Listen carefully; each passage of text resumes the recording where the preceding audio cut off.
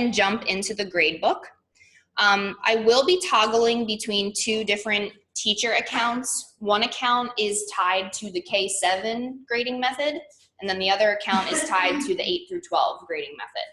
So depending on what grade you teach, you'll obviously want to pay attention to the gradebook I show you, but we will be kind of toggling back and forth between both. Yes, ma'am. Okay. All right, so we're going to start by clicking on Gradebook, and we're going to toggle down to My Gradebook. Okay. Now, the first gradebook we're going to look at is the K through 7, and then like I said, we're going to jump over to 8 to 12. So K through 7, you have your two categories, your tests and your TSAs. Okay. And up at the top here, you have a drop down to toggle between your different terms. So depending on what time of year it is, you'll obviously just want to make sure that you're keying grades into the appropriate term. So for this example, I'm just going to stick in our first term. Will it automatically default to the current term? Yes, once the date has been reached. But you know, if you're backloading grades, you just want to be careful as to what term you're in. Okay. Now the next drop down over that you have is your class drop down list. So all of the classes that you're tied to for the 17-18 school year, so this past school year, they should appear here. And this is how you would toggle to go to a different class to record grades.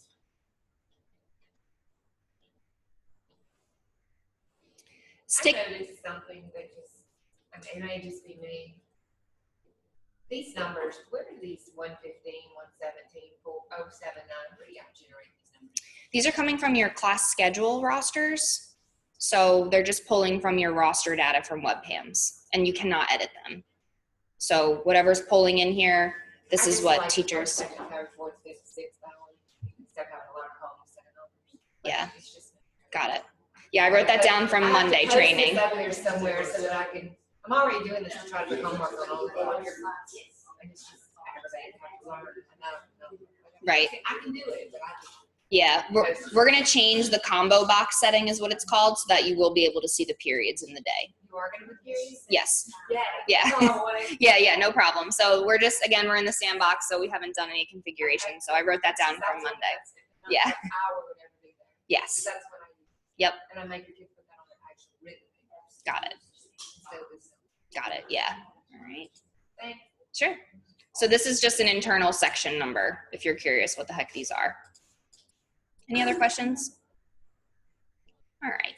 So the next category over that you have is the ability to filter between the different categories and assignments that your gradebook contains. So by default, it's going to show you all categories and assignments. But if I click on just my test category, you'll notice my TSA category disappears. So if you're working in either one category or one assignment and you don't want to have to worry about accidentally placing a grade in a wrong assignment, this is where you could actually just kind of filter your view so that you're focused in just on one category or assignment. To get back to your original view, you're going to hit the all categories / assignments, and then we'll notice our TSA category pops back up. This will be really useful as your gradebooks start to grow in length, and I'll show you an example of one of my gradebooks, and then you'll see how the filter will probably help out with your view. Okay. You also have the ability to filter to an individual student. So by default, all of your students will appear in alphabetical order by last name.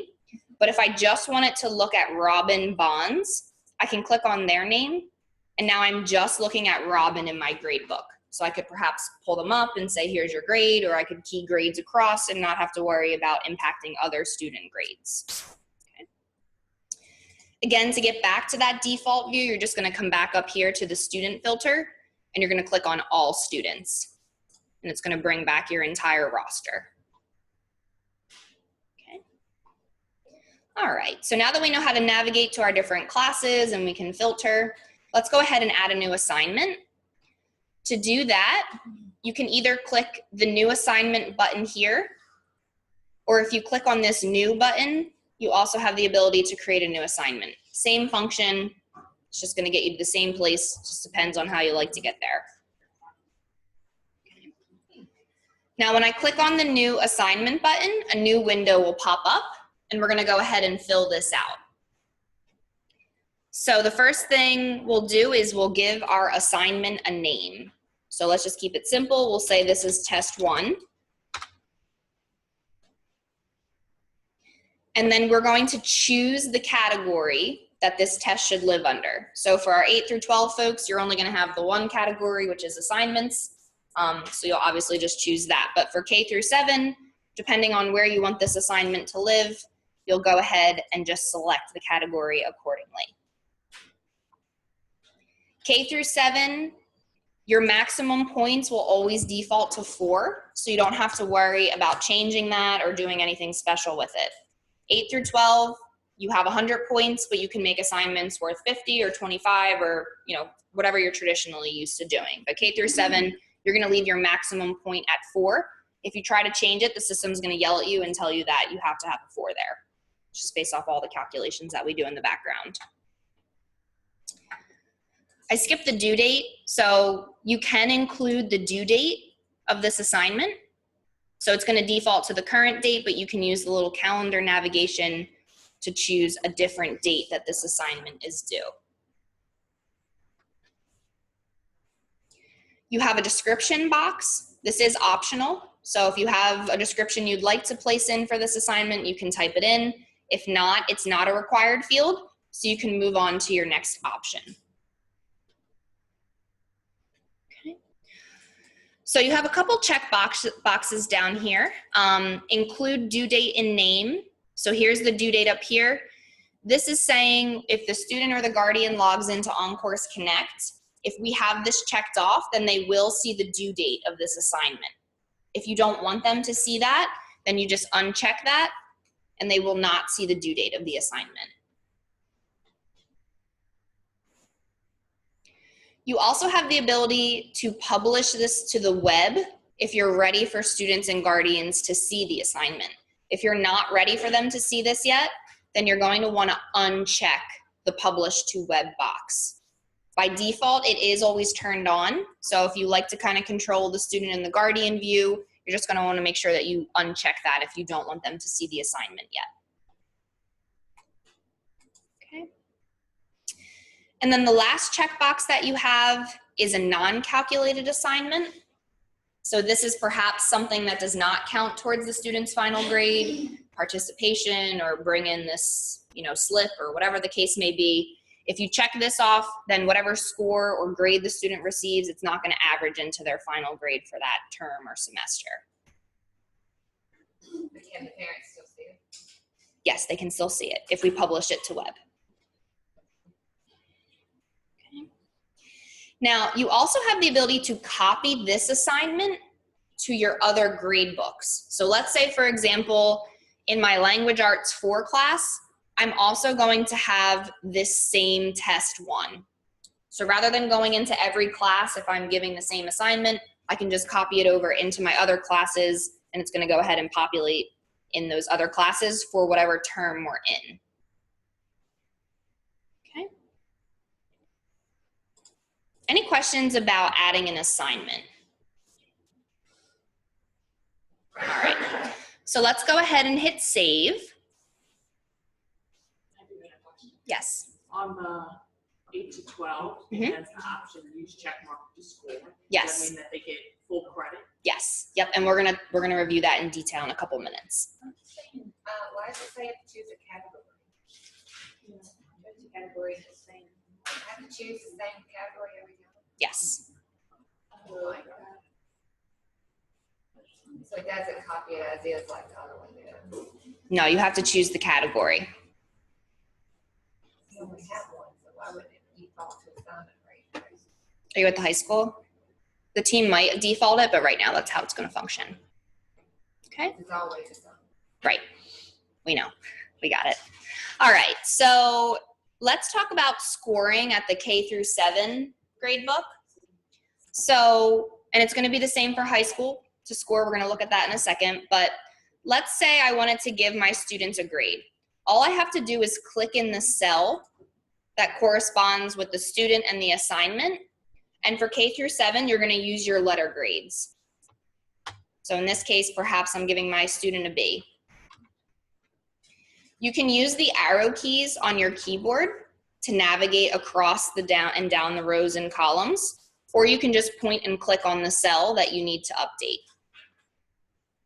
All right, so let's go ahead and we'll just add a couple of grades here. You'll notice that when I give a student a grade, the calculated numerical grade and letter grade are appearing. And as we start to add more assignments, the gradebook is going to go ahead and automatically calculate the grade. You don't have to save anything. The gradebook is all in live time and it's going to update automatically. You also have a quick fill grades option. So let's say everybody did great on this assignment and they receive an A. I can type an A into this quick fill box here. And when I hit enter, the system's gonna ask me if I'm sure I wanna populate this grade for every student in my class. If I'm sure, I'll hit yes. And now every student is receiving an A. And then I could go in and perhaps adjust my outliers if there's a couple kids who didn't maybe do so well.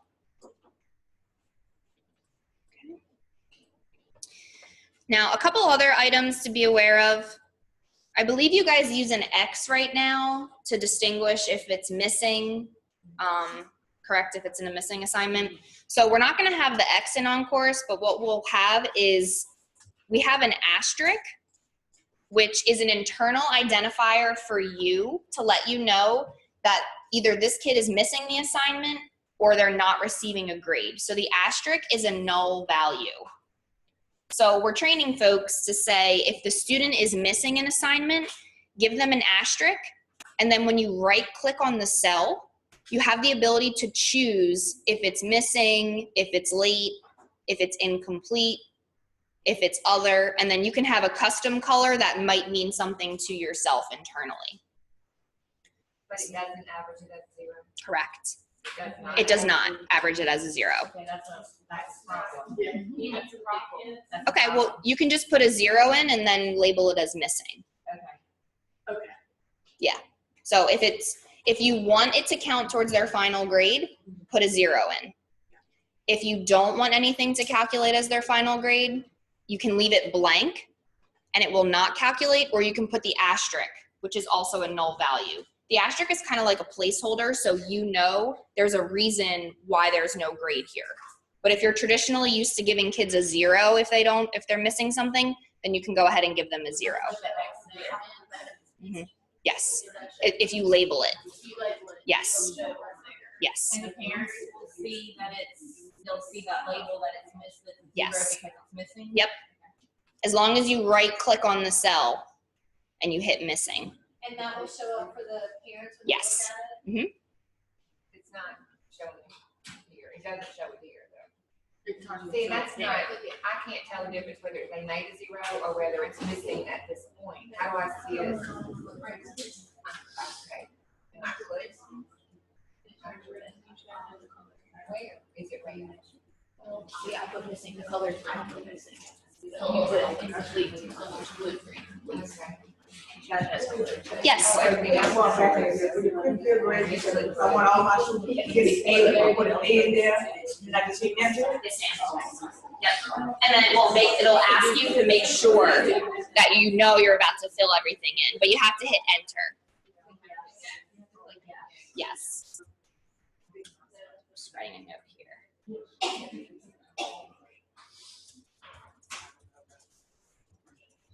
Purple.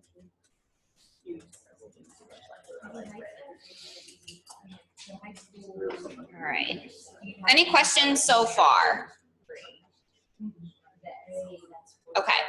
I'm going to quickly jump over to the 8 through 12 grade book just so we can add an assignment from that point of view, and then we'll go into a little bit more detail. So in my 8 through 12, again, I'm just going to navigate to my grade book. We have the one assignment category. So I'll click new assignment and I'll go ahead and fill this form out. Maybe this is assignment 1. Place it under assignments. You have your due date. Same thing that we talked about before. You would just choose the due date of this assignment. Your maximum points can be adjusted at the 8 through 12 level. So maybe this is actually only worth 50 points. You have your description box. So again, if you want to type in a description, you can. If not, it's optional and you can move on. The 8 through 12 does receive the use check mark to score.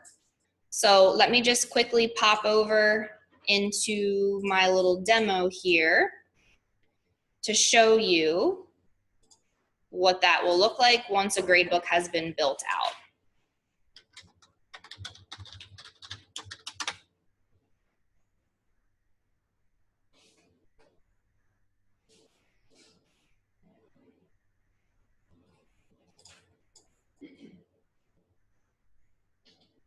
Okay.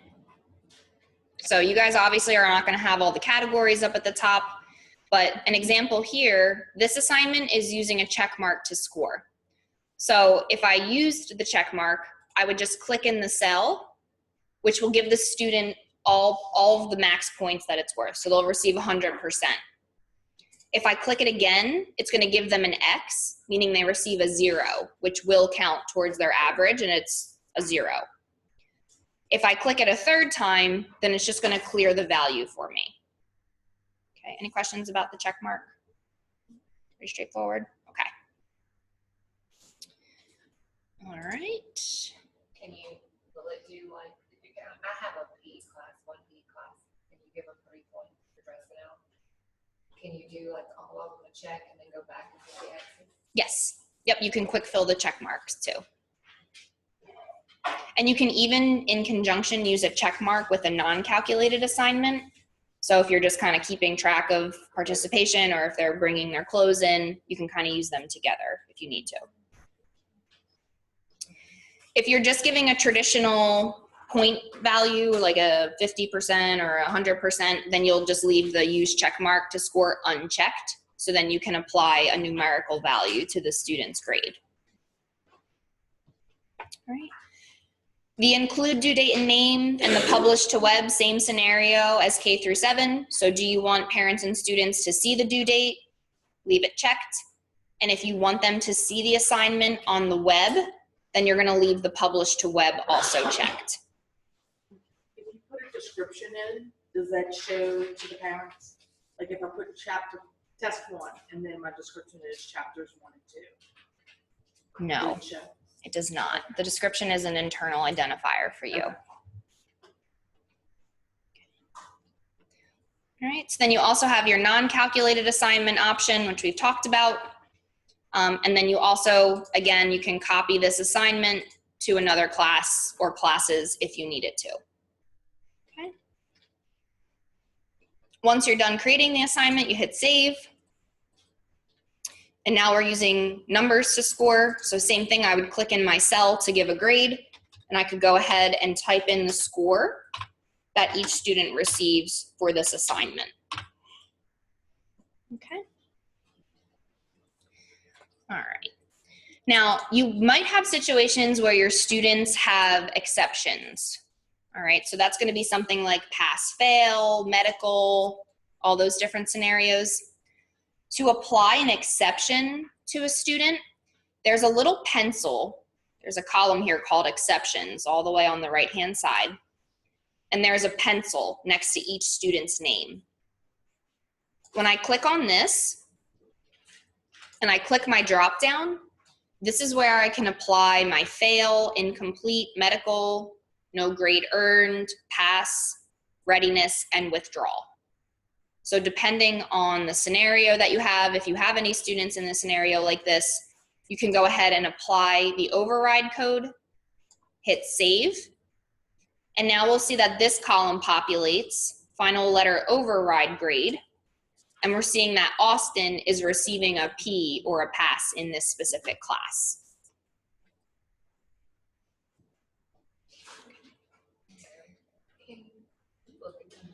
Yeah.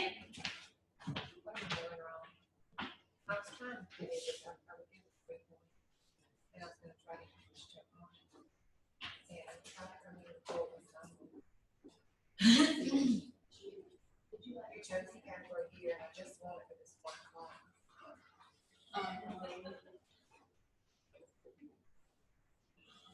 It's not the exact same. Yeah, I mean, we applied our category manager kind of as we thought each grade took place. So this is the sandbox. I'd say just kind of choose this one. If you notice it, yeah, for that one, for some reason, we probably didn't apply the categories that we applied to your other classes. I was just thinking about the- No, I don't think so. You're doing it all right. Right? All right, so let's talk about these little green dots that you're seeing. So remember we talked about publishing an assignment?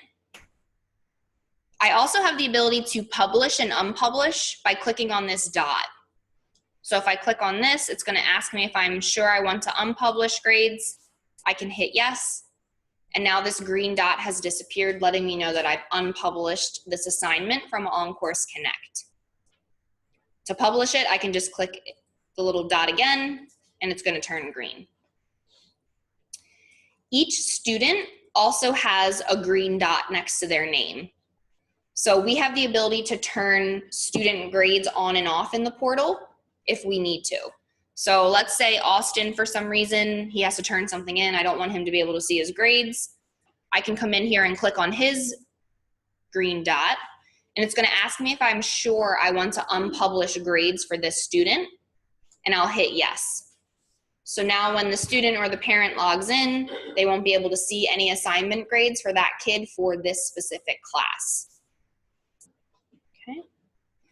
But if we do want students to see their grades, then again, we'll just click on the green dot, or now it's gray, and then it will turn green once we fill it in.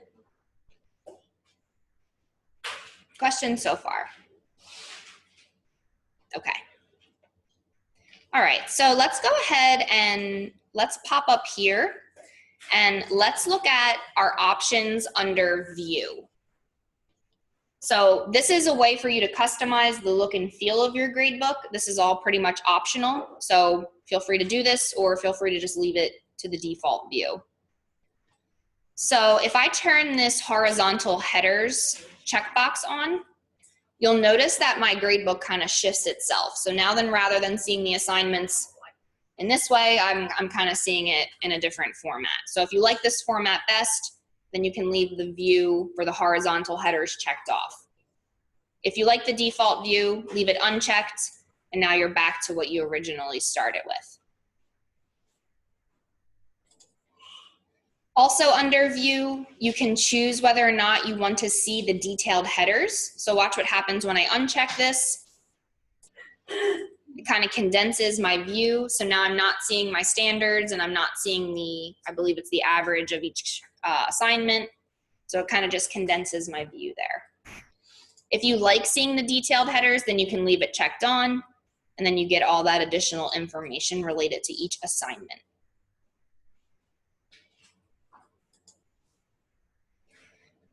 Next up under View, you have the ability to turn on general comments and assignment comments. So if I click Show General Comments, you'll notice that a little bubble appears next to each student's name. If I leave a general comment for a student, this can print on the report card if your school traditionally prints report card comments. So whatever you place in here will print on the report card. You have a bank of comments that you can choose from, or you also have the ability to type in your own comment. Okay. Now the first box is a public comment, meaning students and guardians will see this on the portal and on their report cards.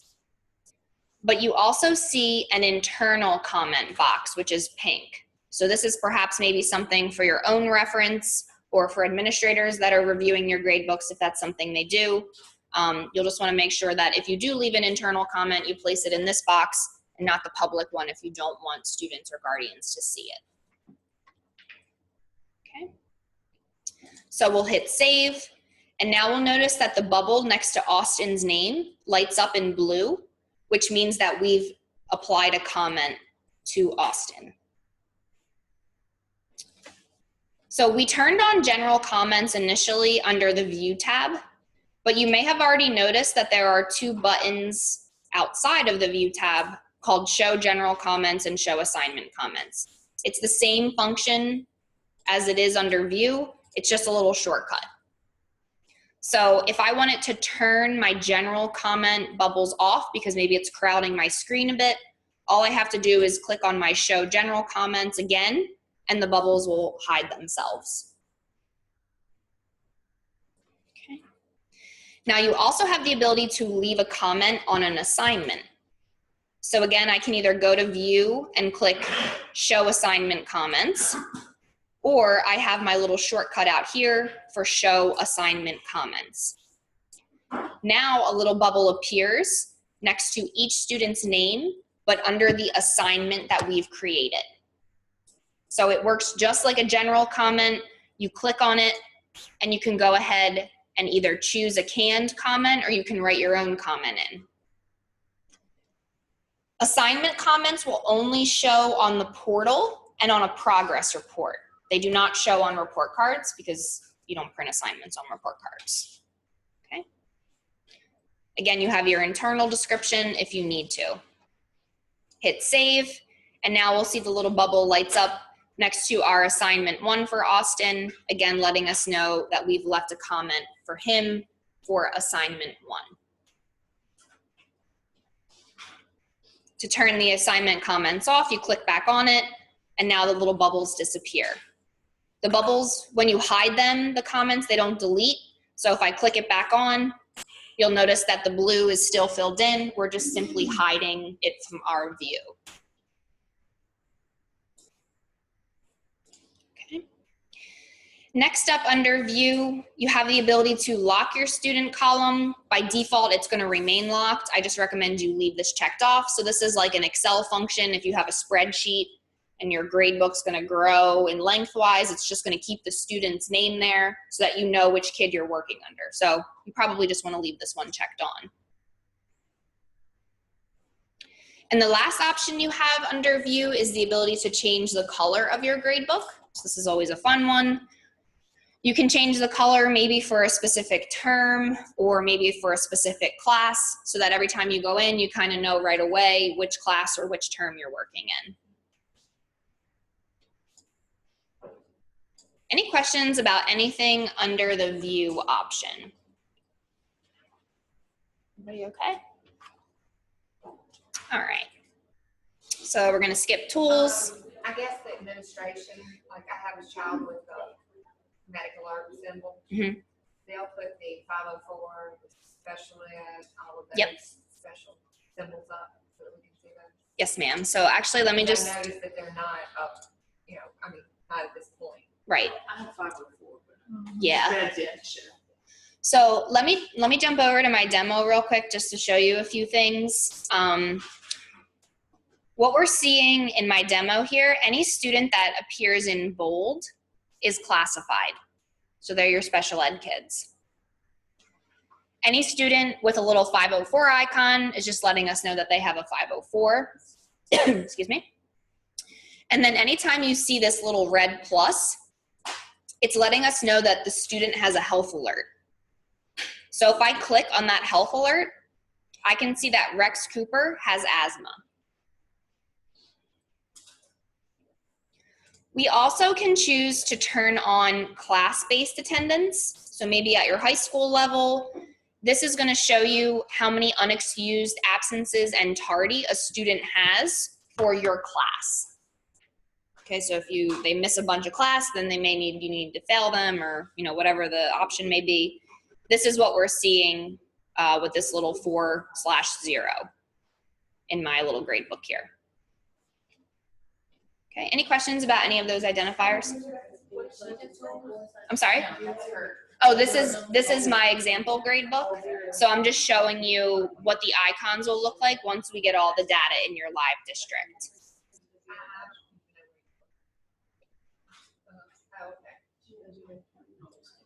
Okay. I noticed you said the bold name, so Mhm. We don't have the SIR data in yet. Yes. We just have 504 right now in the sandbox. But we're going to integrate with SIR, and then your classified students will appear. Special education. Yeah, so anything other than general ed, they'll appear in bold. Yeah. Bridget, what does each number mean in the red for absentees? What's the first number? Unexcused absences, Okay. and then the tardies are to the right. And if you hover over it, if you forget, it'll give you that unexcused absences and then tardies. Okay. Is that just for that particular grading period, or is that cumulative? I believe it's for the full year. Let me check on that. I think it's for full year, but we may have added logic for marking period, but I'll check on that and I'll let the team know.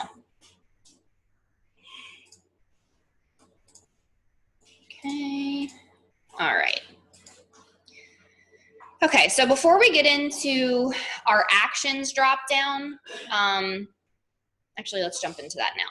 So under actions, you have the ability to send an email out from your gradebook to students and guardians. Yes. Bridget, Yeah. Can you talk to them about extra credit Oh, yes. and then the little link, standards link button? Yeah, you wanna do that first? Well. Yeah, let's do either that. one, we follow what our notes because we try to learn. Sure, absolutely. So what Colette's talking about is you have a link standards here, which allows you to choose if an assignment is pertaining to a standard. All right, so hopefully this screen looks familiar to many of you. It's the same standard list that you use when you create lesson plans. So again, I would just come in, maybe I'm doing my LA content standards, choose the content area and the grade level, and then you can link a standard to an assignment. Now, while we're talking about standards, I'm gonna go off topic right now, and I'm gonna talk about your lesson plans. So for those of you that create lesson plans, now that OnCourse is your SIS, you're going to see, let me jump into my example here. You're going to see a new option when you create a lesson plan called class linking. Okay. Now the purpose of this is, I don't know if some of you use this homework box down here in your lesson plans. Okay. So let's say, for example, I want, read chapter 5 tonight. But now that we're your SIS, unless we choose which class this assignment is for, all of your students in all of your classes are going to see this as their homework. So the class linking up here, when you click on that in your live environment, you're going to see all of the classes that you're teaching for the 18-19 year, and you're going to choose which class this homework is for. So when students and guardians log in to the OnCourse Connect portal,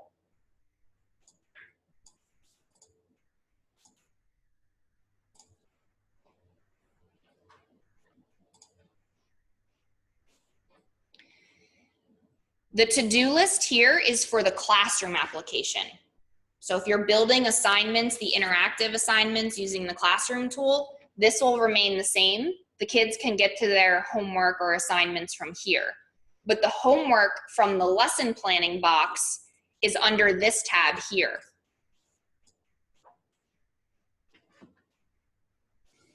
Okay, so because I've said to Rex, this is my history and science class, this is why Rex is seeing these homework assignments. But if I didn't link it to my classes, then a kid in my health class will see social studies homework. Does that make sense to everybody? Because every class.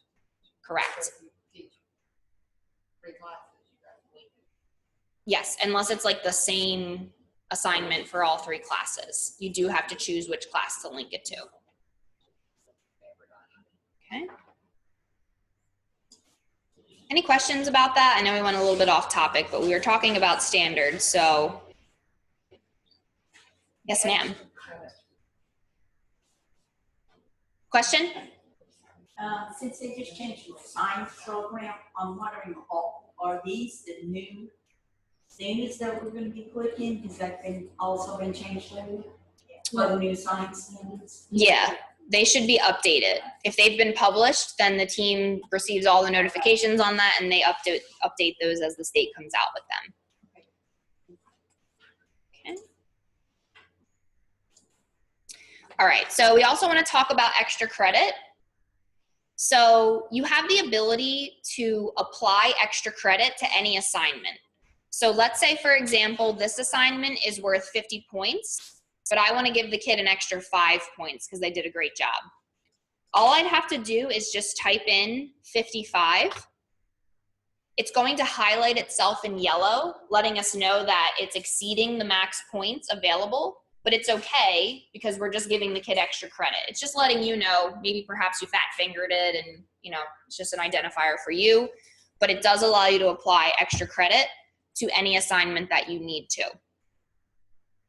Make sense, everybody? Yes. What if you, can you still add a separate assignment, like if it's a bonus assignment, how do you show the assignment as a bonus assignment? Do you see a category right now called extra credit? No. Yes, I do. You do. Okay, some people do, some people don't.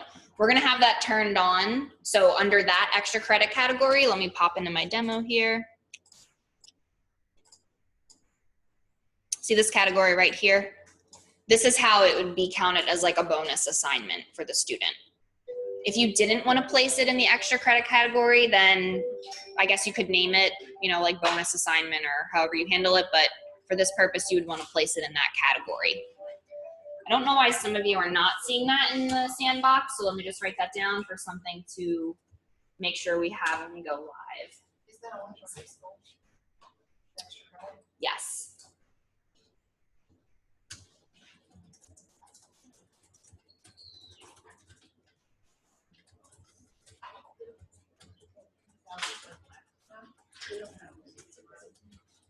We can't do it still, they make it right. Well, I tried to go out in there and do it. I don't want to do every student, I want to do it once. All right, questions so far before we keep trucking along here? Yes. On the extra credit, can it be duplicated like in the process, like what happens, like I would put the assignment was worth 10 and then there was one extra bonus point available? And I just put in the grade, whether, if I put an 11 or 10. But you don't So, have to specify. yeah, in OnCourse, you would just apply the extra point to the student's I have to grade. go back and apply to every child.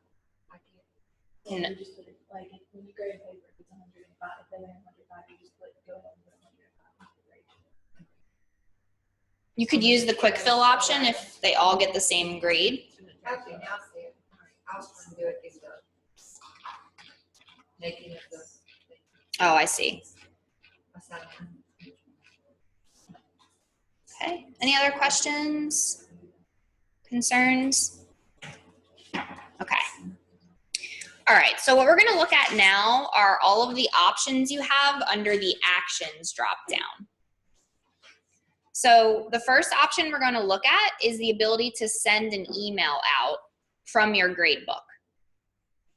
So when I click on this, a new window will pop up, and we have the option to compose mail. So when I click on my compose mail, all of the classes that I teach appear in a drop-down. So I can click on the first class here, my English 1, section 68, and then I'll go ahead and fill out this form on the right-hand side. The recipient drop-down, right now you are only going to see guardian emails. We don't have student emails in the sandbox available. So be careful if you don't send an email out today, because these are actually guardian emails, all right? So just don't hit send. You can play, but don't send anything. Your students will also appear in this drop-down. So let me just show you a little example of what that will look like.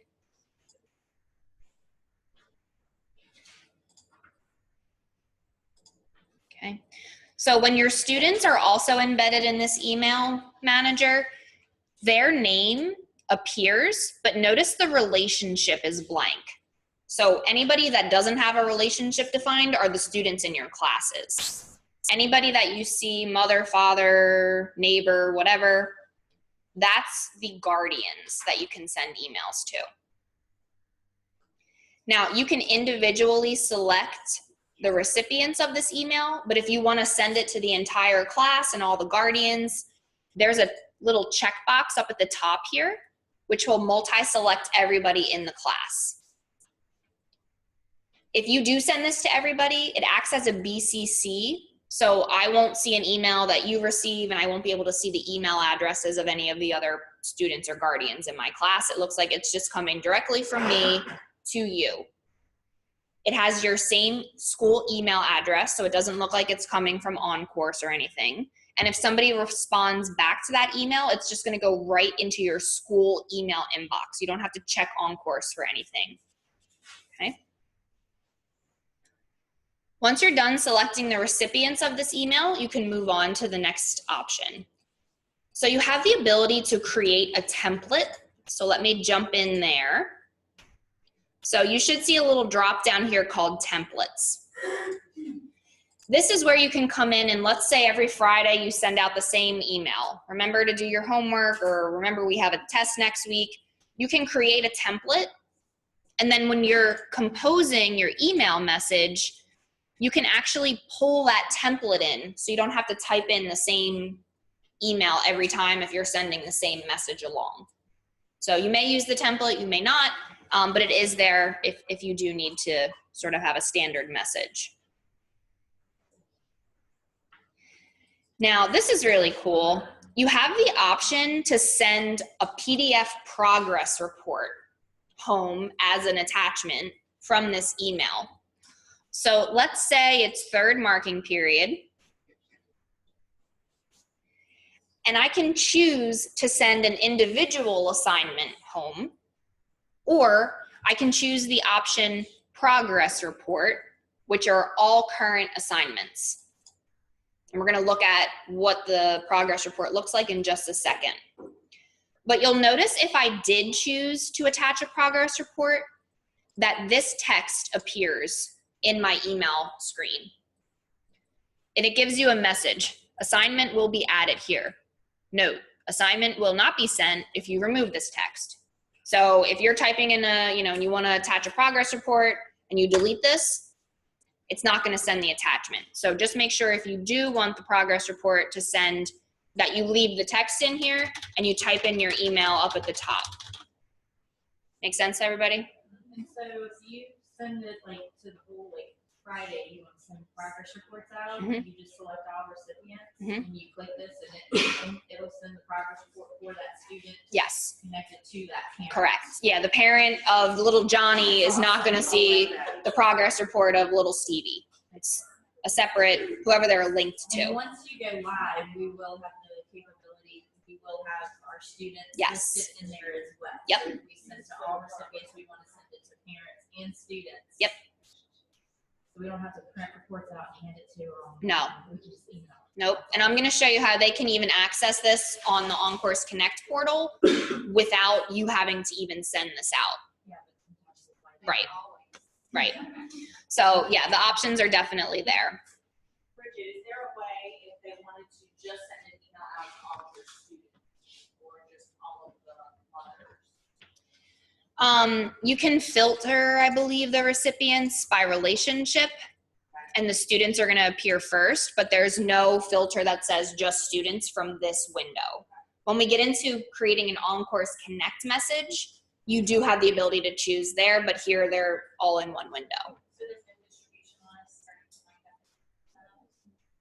that? No. It's just based off of the students in your classes and the guardians that are attached to them. And if the guardian hasn't given an email? They will not. They give one to, like they say, oh, you're sending out emails, I'm not giving you my email. Good question. So I'm going to get to that in 1 second. So just to finish out this area, you obviously want to give your email a subject.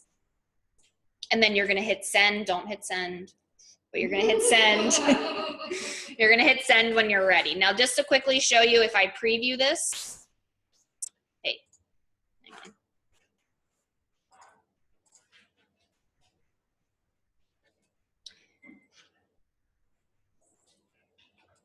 I picked a bad marking period. Give me 1 second.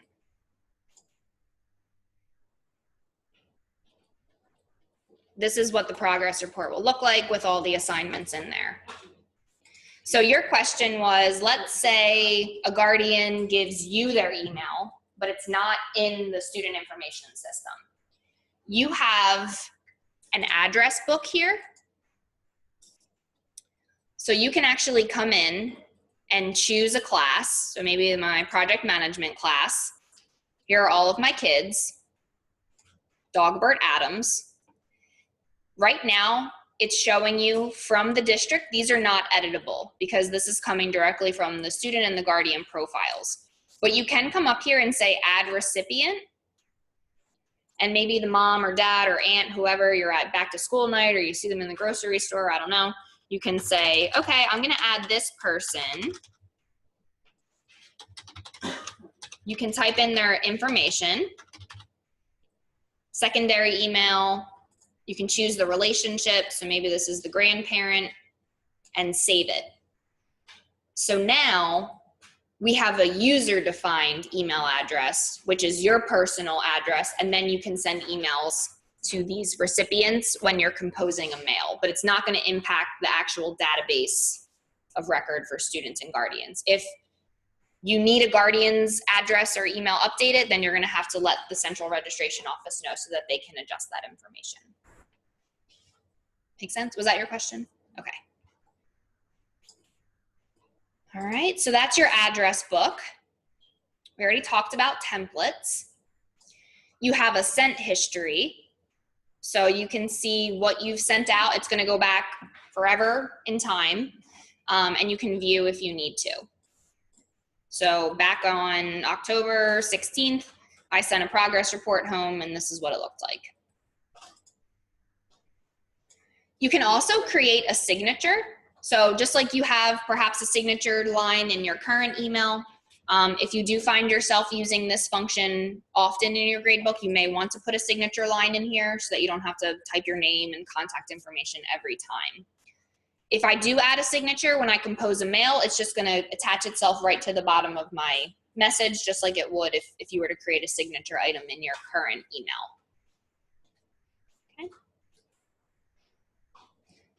Any questions about anything in the communication manager window? Everybody feels okay with that? All right. So let's go ahead, and this is why we don't use Internet Explorer. We're gonna pop out, and the next option we're gonna look at under Actions is posting an OnCourse Connect message. So OnCourse Connect, remember, is the portal that students and guardians go to check homework and grades and attendance. So I can actually come in here and say, compose new OnCourse Connect message, and the right-hand window will light up. The post date, if I don't change this, it will post as soon as I hit this post message down here. But let's say I want to compose a message and I don't want people to see it until Monday, but I want to get it done ahead of time. I can come in here and choose my post date. And once that date has been reached, then this message will appear on the portal. But if you're ready for it to be seen immediately, then you can just leave it to the current date. Give your message a subject. Maybe this is, welcome back to school. Here's our message. Don't forget to bring in your laptop, or whatever you want to say to them. And then you can move on and choose your recipients. This is where you have the ability to filter in a bunch of different ways. So let's look at that. So I'll hit add recipients. The school or schools that I'm tied to will appear. And I'm gonna use the little folder tree to navigate. So the first option you have is you wanna send this message to all guardians in all classes that you have. All guardians for all students in your classes that you have. The next option is all students in the classes that you have. But then you can also get a little bit more granular. So I can say students by name. They will organize themselves alphabetically by last name. I can go in and I can choose the student, or each student also has a little arrow next to their name, letting me then choose the guardian. If I wanted to just post a message to an individual guardian, I can do that too. The next option you have, students by grade level. So let's say you teach an art class and everybody in 10th grade, you want them to see the same message. Go down to 10th grade. And again, you can post it out to all guardians, all students, or you can go ahead and choose an individual student in one of your classes. Yes? I'm not seeing the code when I do AMC. Do I need to type something in my message in order to see it? Did you hit post? Oh, there you go. Yep.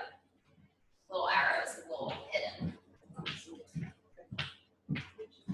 Alright. The last option you have is by class. So when I drop that down, all of the classes that I'm teaching for the current year appear, and I can go ahead and either drill in and say, I want to send this to all of my guardians and my students in my English 1 class, or again, you can choose individual students you want to send it to, or individual guardians as well. So depending on what the message contains, you'll just go ahead and use these filters accordingly to find the recipients you need to send it to. So in this case, I'm going to say all students, hit add checked, and now I can go ahead and post my message. Over here on the left-hand side, all of the messages that you post for this class will appear, so you can go back historically and you can see what you posted on the first day of school versus the last day of school. All right, it's going to all save itself in here. Questions about posting an OnCourse Connect message? Okay. Now, just to show you, sorry? So these messages only show up when they log into OnCourse Connect. It doesn't Correct. go to their email.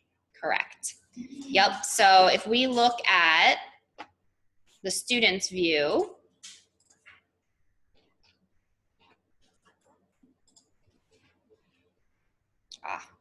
one second here.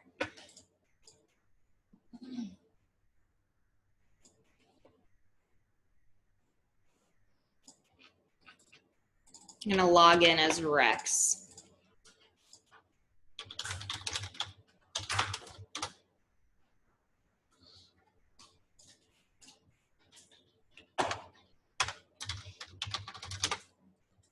All right, so anything that you send as an OnCourse Connect message, it's going to appear in this little jumping envelope. The bell is specific to the Classroom application. So if you're using Classroom and you're creating assignments and tests and quizzes and you're posting it out, that's the difference now between the bell and the envelope. Okay, one is specific to Classroom and one is specific to the OnCourse Connect message. But you're right, they will only see it if they log in. Okay.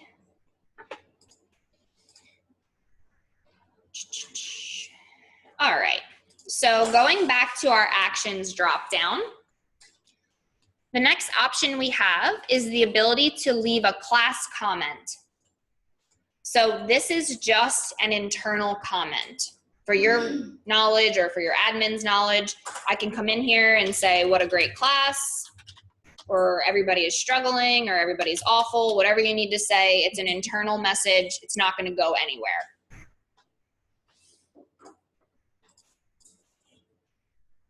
Next up under actions is the ability to quick fill a general comment. So this is if I want to leave the same comment or comments for all of the students in my class. So remember we talked about the little bubbles next to each kid's name? If I click on this, I can then come in and say, everybody has excellent classwork and class participation. When I save this, it's important to know that any general comment that you've given to a student before this, it's going to override that. So if you have given specific individual comments, you may not want to use this function. But if you do want everybody to receive the same comment, hit yes, And now everybody's bubble fills in blue, letting us know that we've successfully applied the same comment to everybody. So if we click on this student, we can see that we've successfully added this. Is that for, period, like, first 6 weeks, second 6 weeks? Yes. Like each period, does that clear out? Yes. And you can put a new one? Yep. So if I go to P2, the bubbles are blank. Yep. So it is specific to the period marking period. So if it changes it just for that Correct. 6 weeks? Yep. Right. All right. So we're going to skip this, and I'm just going to show you how you can export your gradebook to Excel. If you ever needed it in an offline version, you can hit that, export to Excel.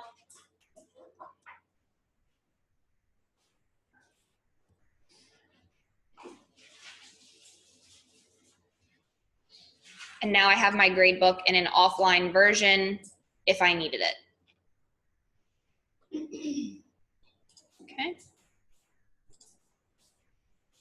All right. Any questions about anything under actions? Yes. Okay, so if we need to, like at the end of the year, we have to print out our grade books to turn in to the office. Is that how we print it out? We have to export it to Excel and print it?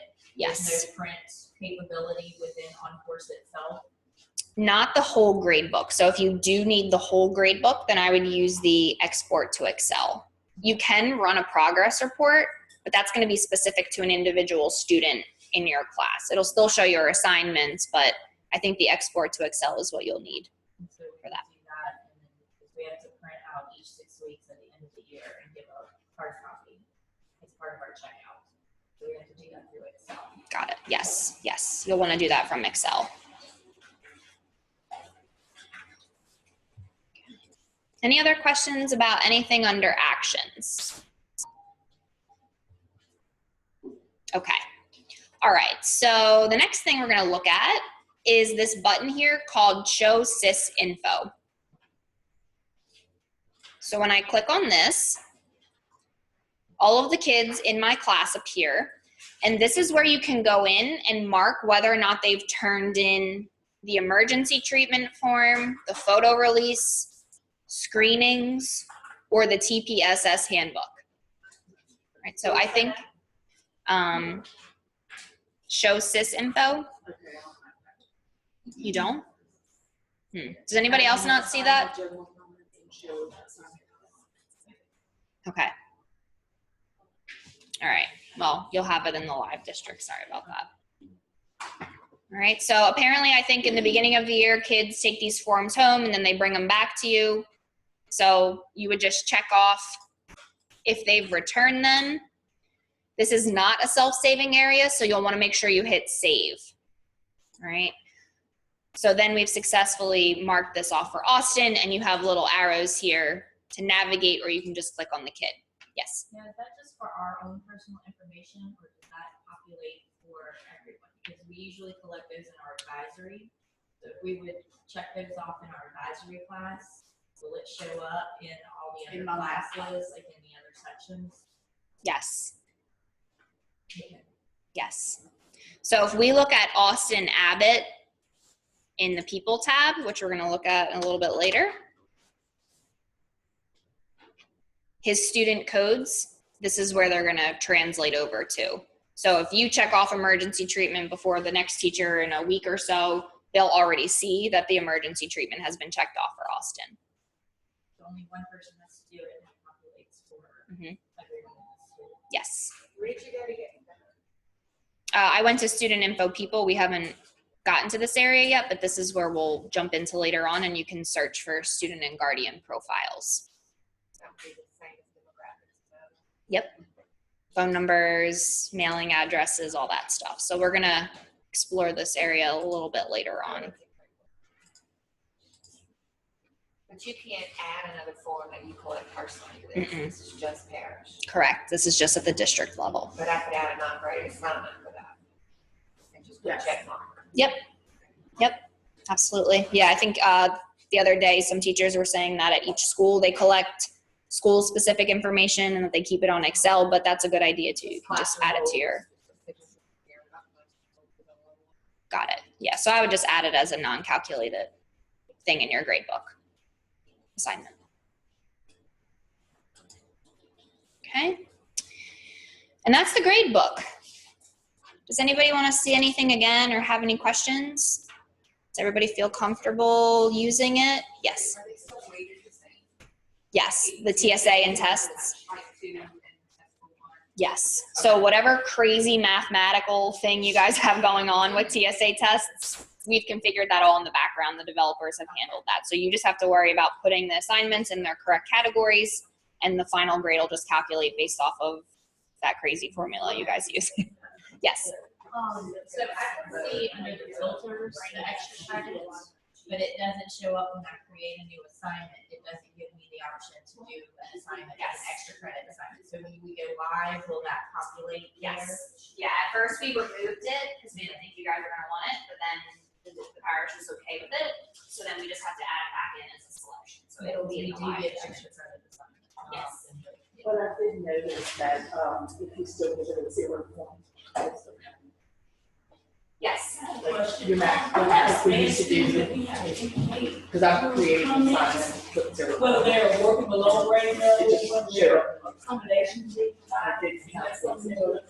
later, or, because most of the comments, I should send those options. Sure. I will have a note to ask. So, but I Oh, figured okay. I guess Yeah, so you will So be able like to that's select it. okay. Yep, we'll add And if y'all see any other comments that you normally use, it's what I made this. So it did work just like that. So the printing of the gradebook, if they wanted to print their gradebook for that current 6 weeks, that has to happen when you export it to Excel. Yes. Now, reports, attendance reports, you get the student roster, and a lot of teachers use it for discipline and that type of thing. Is there that option? Where you export it to Excel and then you have that graded list of students and columns?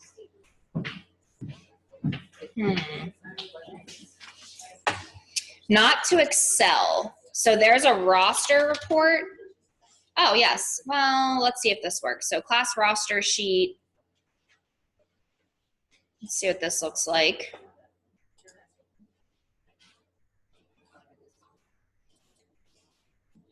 We use it for subs a lot too. Okay. Like this. This is too much, right?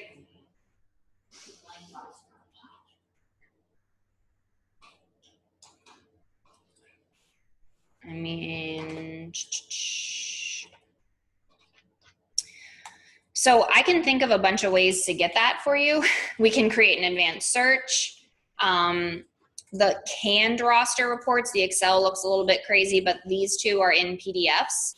So how about later on, if we have time, I'll show you how to do the advanced search, and then you can just pull in all the kids' names and it'll be easy peasy.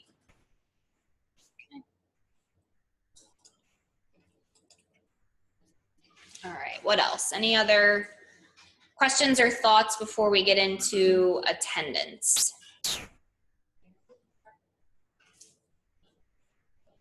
Okay, all right, so let's go ahead and let's look at attendance. So to get to attendance, you're gonna click on Gradebook again, but this time you're gonna go down to the attendance option, okay?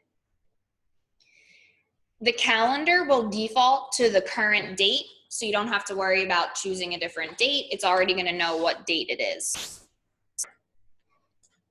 Your school dropdown, I think most of you are just tied to one school, but if you are tied to multiple schools, then this is how you would switch which school you needed to take attendance for. The rotation day filter, you can leave that alone. We tie the rotation day to the calendar date. So as long as you are selected to June 20th, it knows which rotation day it is. So you can leave this one blank, or you can kind of just leave it alone. Yes. You don't have any students?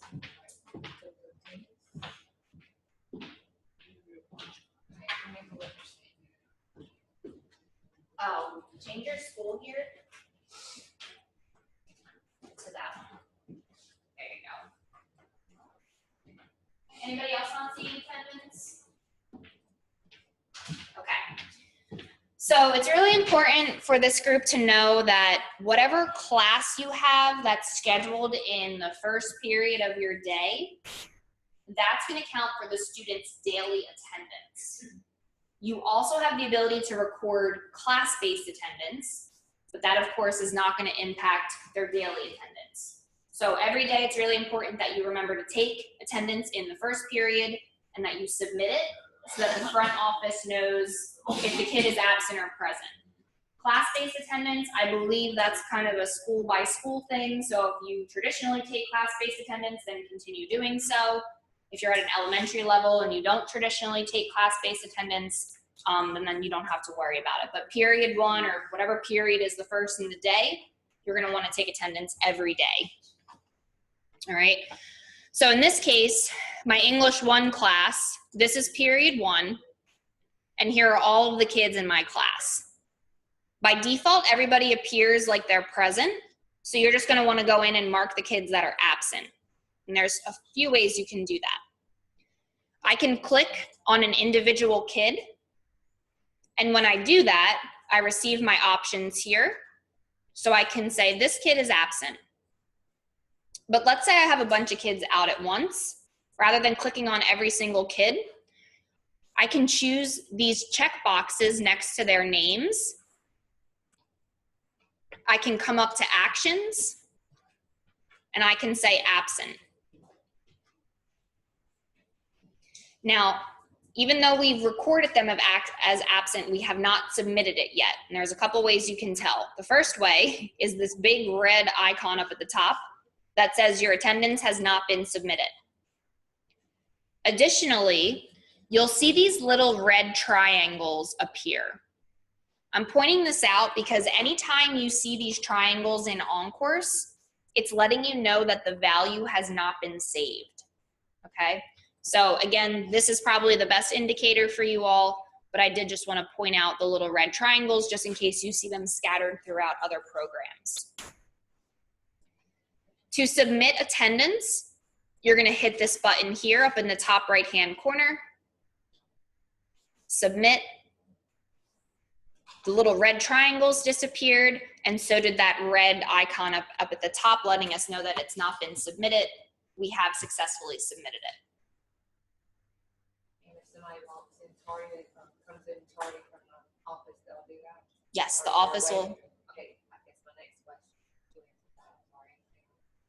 If they come in late to our class, but didn't go to the office because they went wherever they wanted to, they're waiting at a party at that point. Not for daily. They're gonna have to go to the office to check in.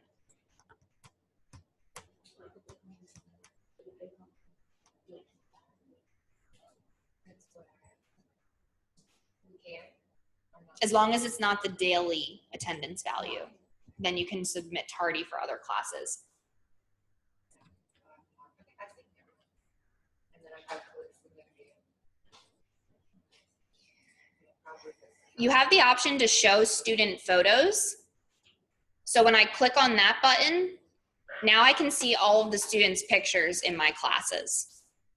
So maybe in the beginning of the year, you want to turn this on as you get to learn your new kids, but at the end of the year, you're sick of seeing them, so you can leave it turned off. There's actually an export to Excel from here. So let's see if this is useful.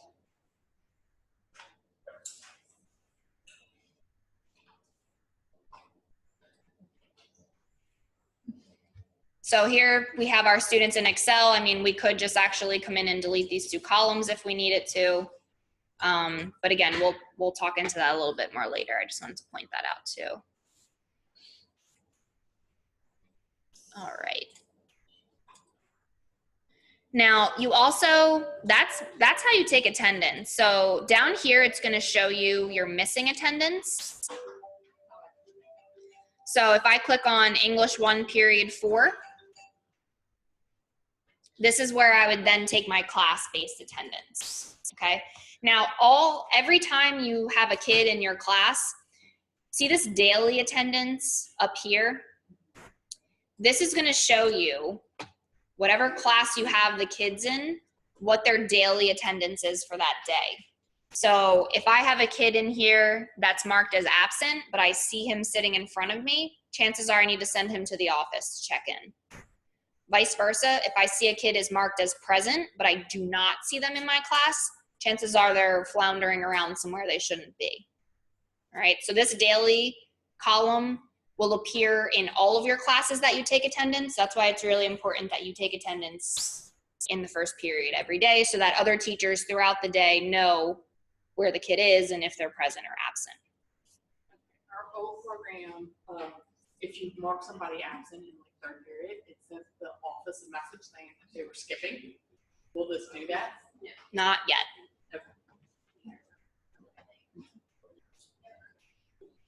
Okay. So you said that one time, they were there. So what time? They were at. Oh, no. So if you just click on that plus sign, it's just going to show you if they were absent. So like if you open that kid's, this one, hit the plus sign next to that. We can see that they're absent. So that's all that's showing you there. Can you show us what happens, like if you go into your second hour when it's not your daily attendance and somebody's not present, but they're not in your class, like they're whatever, Yeah. you have to mark them absent. Yes. So let me, give me 1 second here. Oh, actually, I can just go here.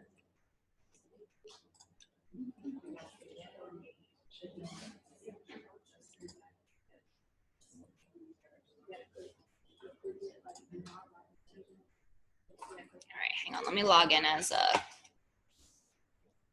Oh, Lauren actually would have been good.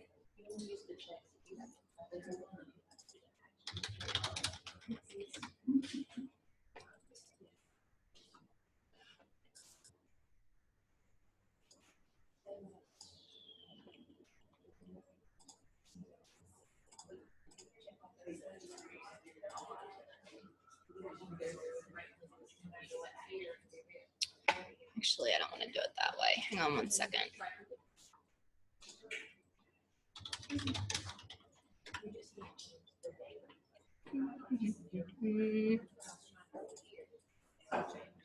So Austin Abbott.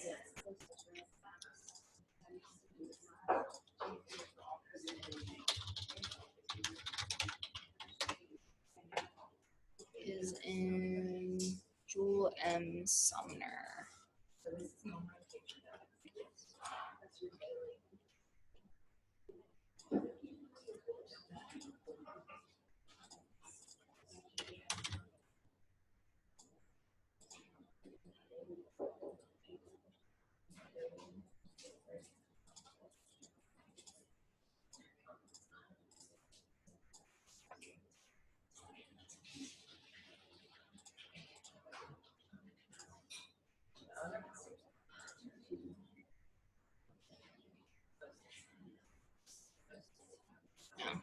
Whoops.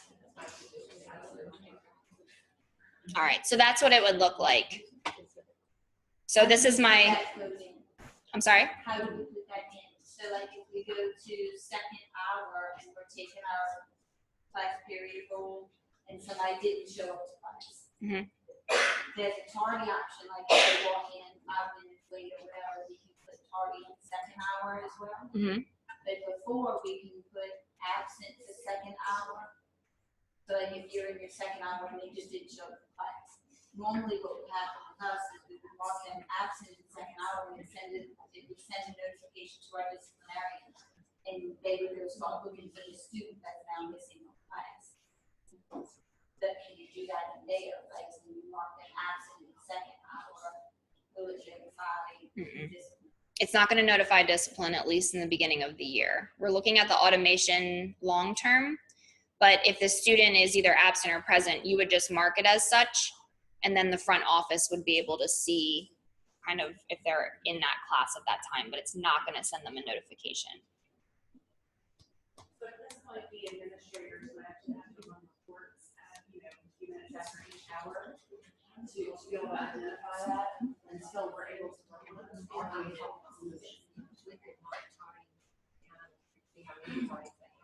Okay. Questions about attendance?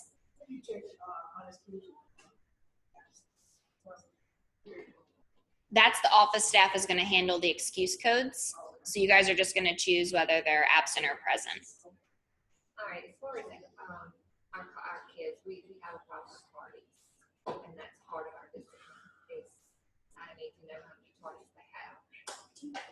Previous program, when I marked the kid tardy, it would actually show me exactly how many tardies they had previous to that all year long. Mm-hmm.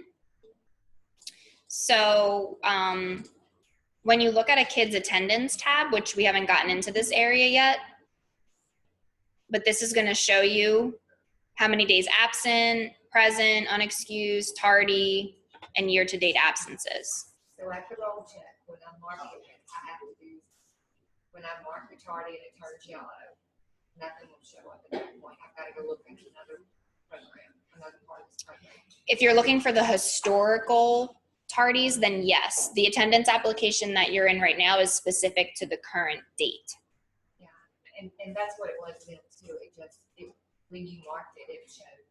Ah, got it. Yeah, you're gonna have to go into the students tab. That child's name came up and dates and things.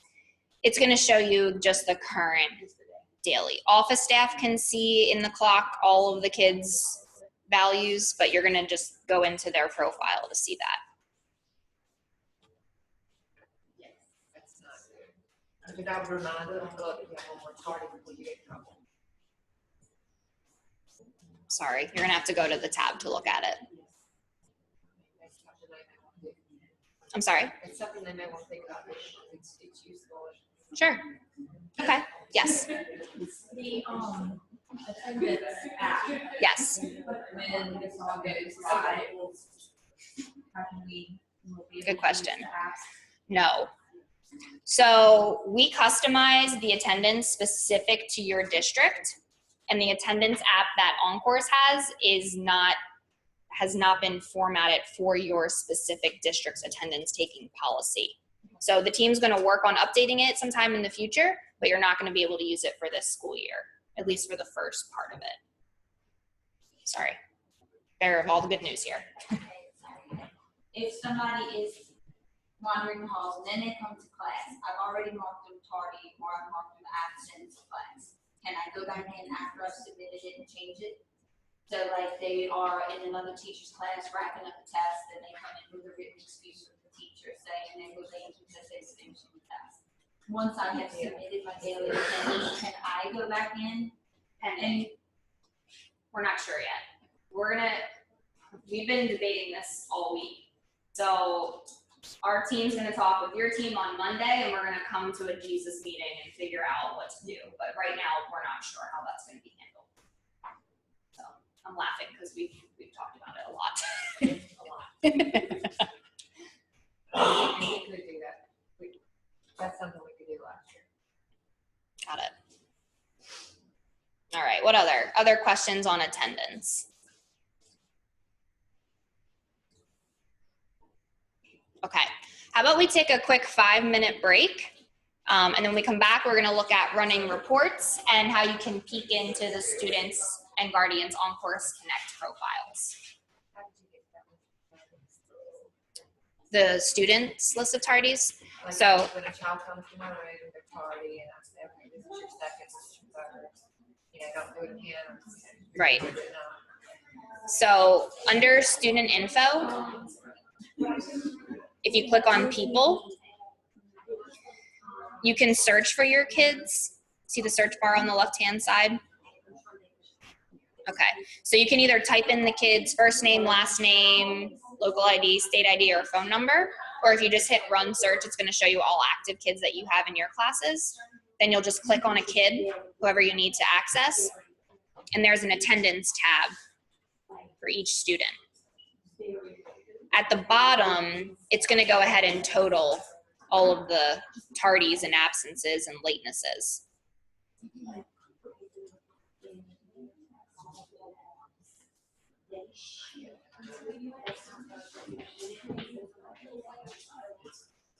You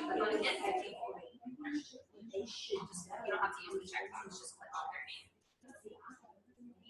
There you go. Go to that tab. So down here, see the square. It's going to be Alright, I'll write it down, but it's not going to be there for the first day of school. That would be I could tie that to when you put the tardy. All right, I'll write the note down.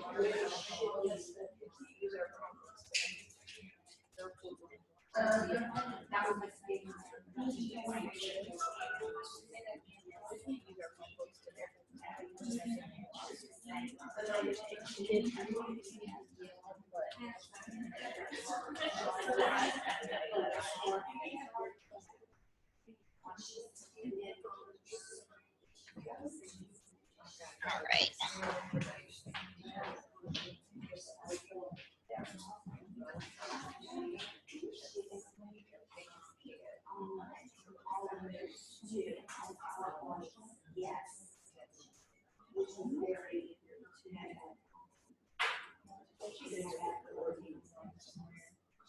But I didn't like it. I want to click tardy and see it. Just look, your fourth point next time you get. I don't know if that's another minute. Am I wasting time?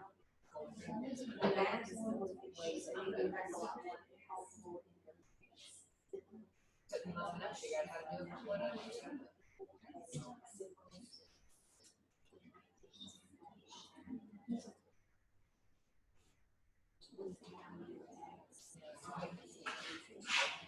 Check tardy.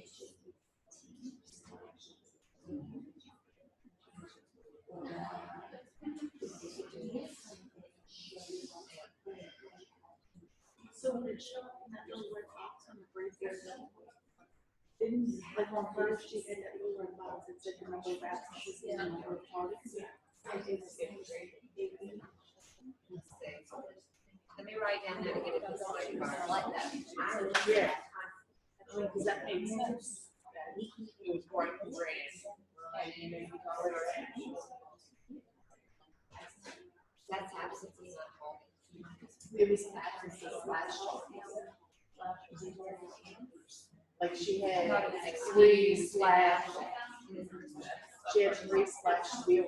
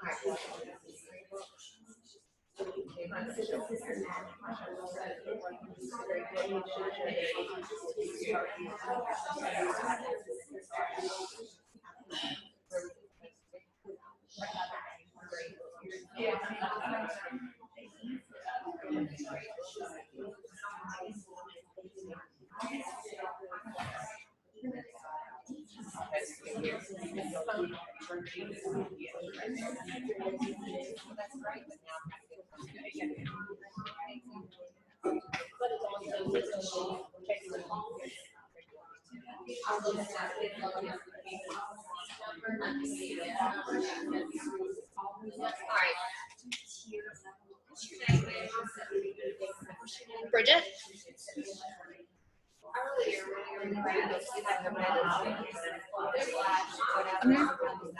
That's class-based attendance. Correct. It's so let me correct. Yeah. Class-based, like you've been targeting my second period class 5 times, cut it out or We do it, like their overall. Yeah. So the daily, and the daily attendance, you can see that from the student tab or from like the attendance tab, but in your grade book, that's specific to your own class, right? You need to go. No, I think your best bet, at least to start, is going to be under the student info tab. I know you have to go to another area, sorry, but you know, you will be able to see it there. I wrote the note down.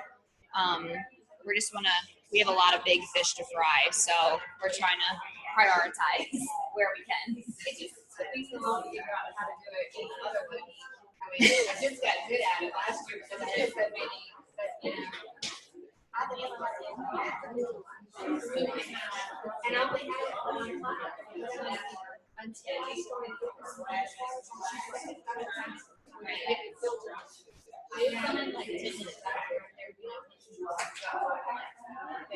And is that more for like your first period class?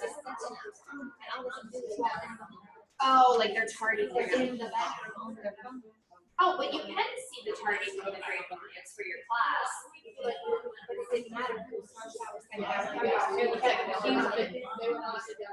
Oh, I see. I'm sorry. Oh, so you're looking for. Once we get the one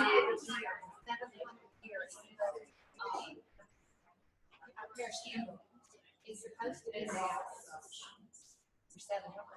So you're looking for tardies for class overall. I don't know if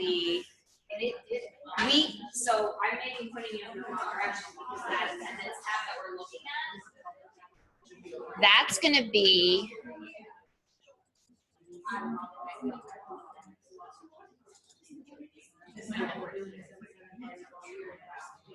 So this is down here.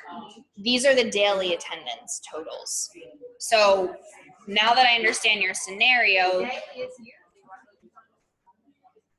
yes, but it's not going to say, it's only going to say you were tardy for the day. It's not going to say you were tardy this many times for all of these classes. Got it. Now that's different. We don't do that right now. You can run reports to see that, but it's not going to like total itself in this tab. So let me write that one down. What is that? That tardy is for, are you tardy for the day? Like it's 9:30. It's gonna stay 0 or 1. It's never gonna go 1, 2, tardy on day, whatever. It will, but it's only for the daily attendance, not for Only each for class. first hour. Correct. Yep. See, this was any hour, it would mark the time that they came to class. So you could tell whether they were 5 minutes late or 10 minutes late. As soon as you mark it, it was the time, and you can adjust the time, like if if it was 5 minutes before I got to my computer, I could that day time 5 minutes. Got it.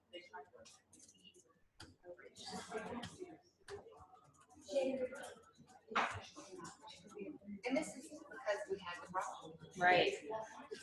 I'm wondering if we have.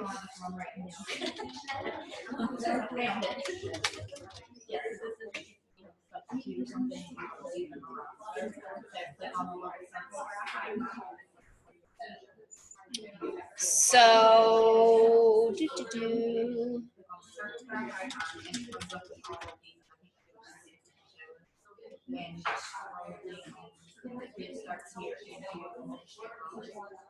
this might be useful. Again, you're going to have to go to a report, but we're going to look at this in more detail. But if you just kind of check up there, is this, so here's the student, here are all of the classes, and here's if they're tardy or absent for each class. That's kind of what you're looking for, right? Okay. So I got there by and if you don't want to see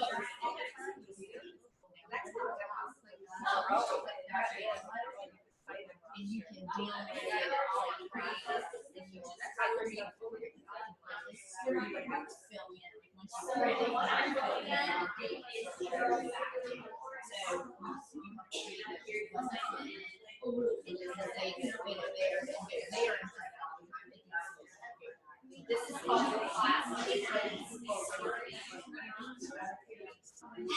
There's, someone I should say, sell, I like to Now, what I want you to recognize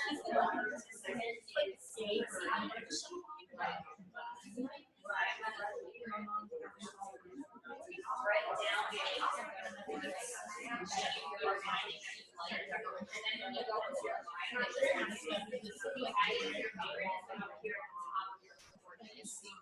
but if you do it in the sidewalk, it's not really carried.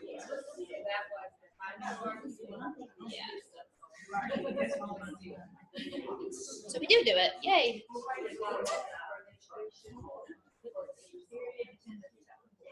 And then it should also at least show on there in their parents. Like in the OnCourse Connect portal, it will show that.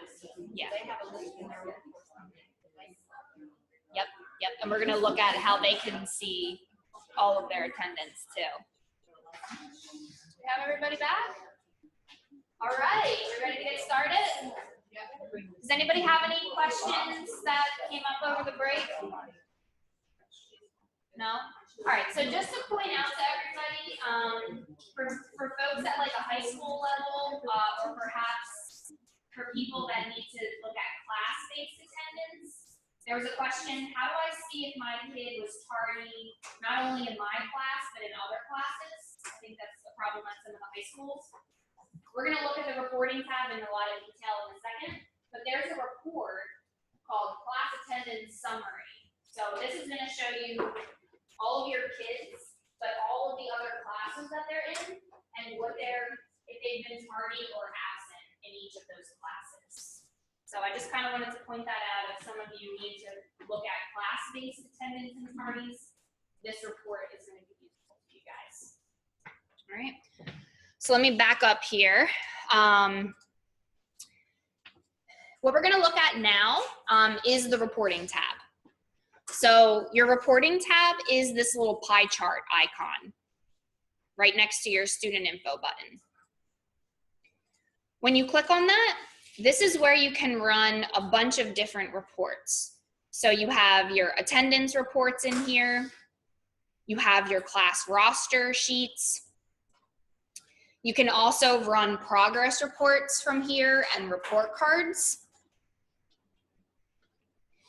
And then down at the bottom here, you can run student schedules. You can run a schedule for yourself. And you also have a student emergency contact listing report. So let's all look at that one together. So click on that.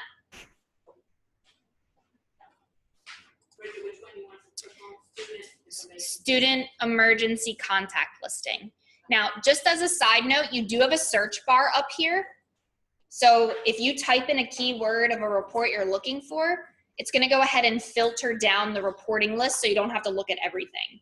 So an example is I could type in attendance, and then all of my attendance reports will be available and I don't have to look at everything else. If I type in emergency, then that specific report we're looking at together is going to pop up. All right, so you can use that search bar as a shortcut. So let's click on that report, and then we're going to go ahead and fill out the parameters on the left-hand side. Now, each report found under the reporting tab has a different set of parameters that go along with it. So today, we're not going to go through every single report because we would be here forever, but just know that you would just set the parameters based off of whatever information you're looking for. All right, so let's just go through a few together. You can choose the school that you're looking for. So again, if you're attached to multiple schools, you can toggle. In this report, you also have the ability to filter down to one student, or you can go ahead and run it for all students in your class.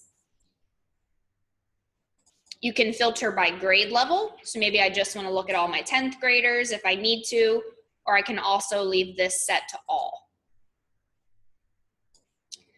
The status, you can choose active students, not active students, or a combination of both. So your students that are not active are your kids who have either transferred out of the district or who have left.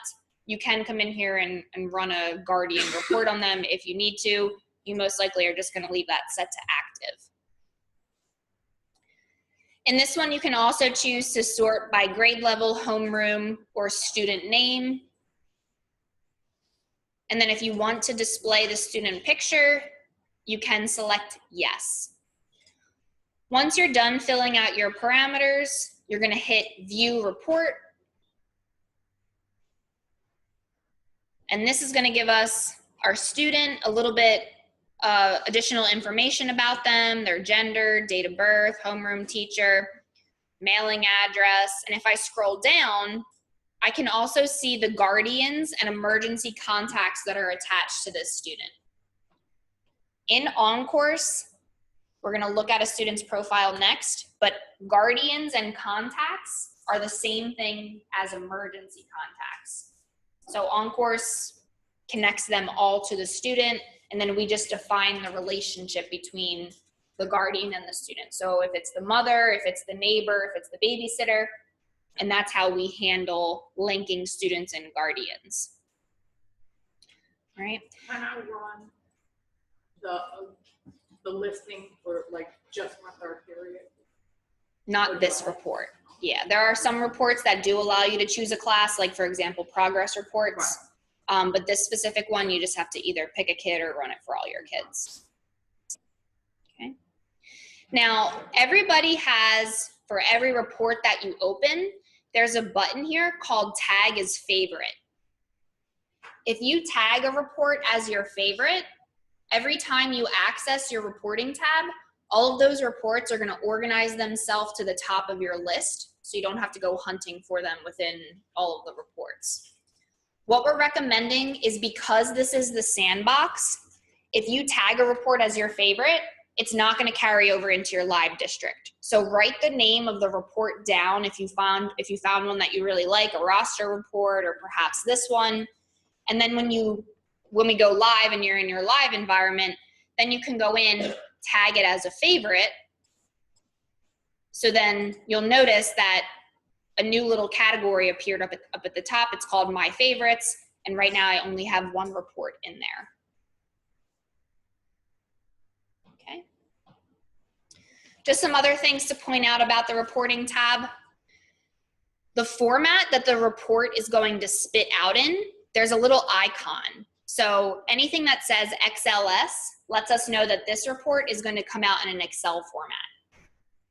The little paper icon that you see, that's going to be a PDF report.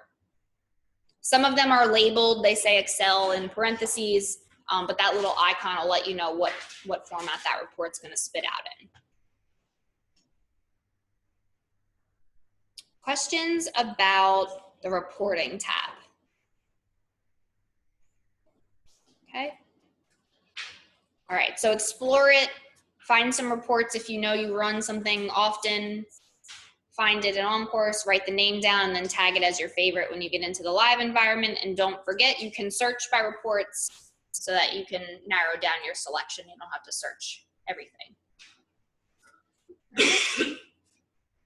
Okay, does everybody feel okay to move on to our next piece, which is looking up student and guardian profiles, and then we'll end with the OnCourse Connect view. Yes?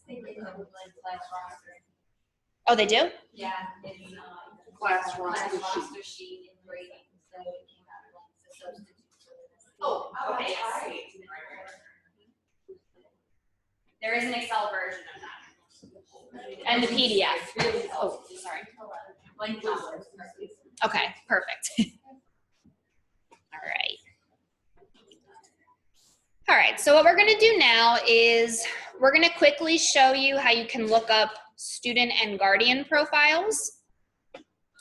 So to do that, we're gonna click on Student Info, and we're gonna drop down to People. Okay. Your search bar is in the left-hand side. So by default, it's going to search for students.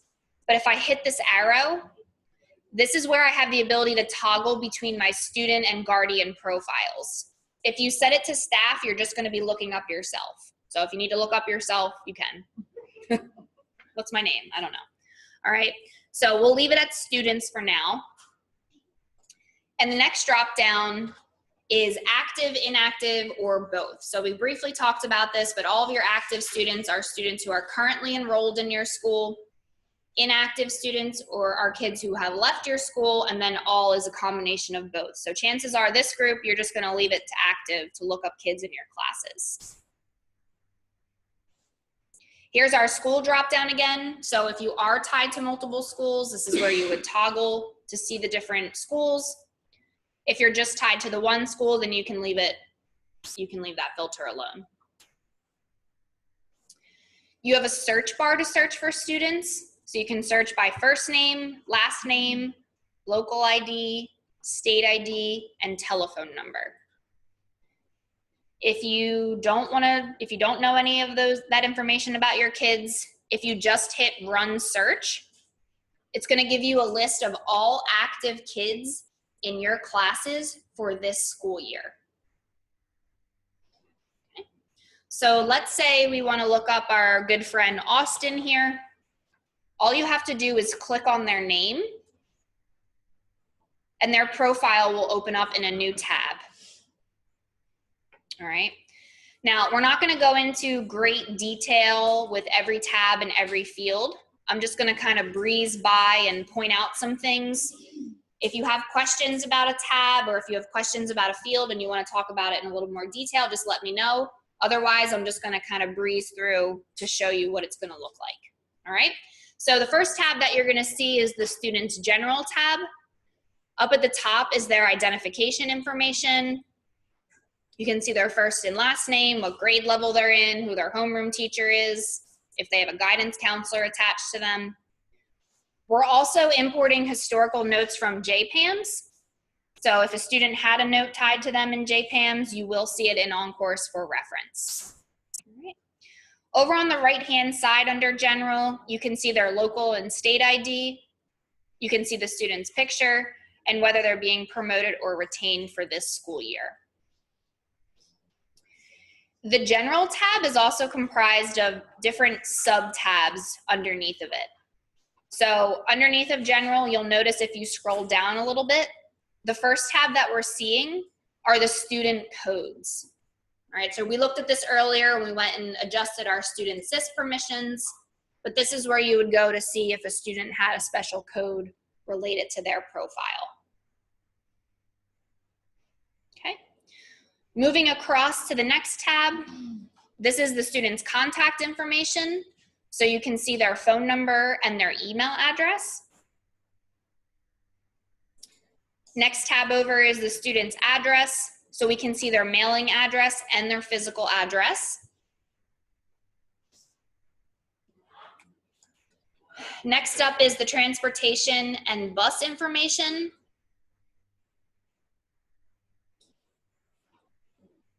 Following that tab is the student's demographics tab.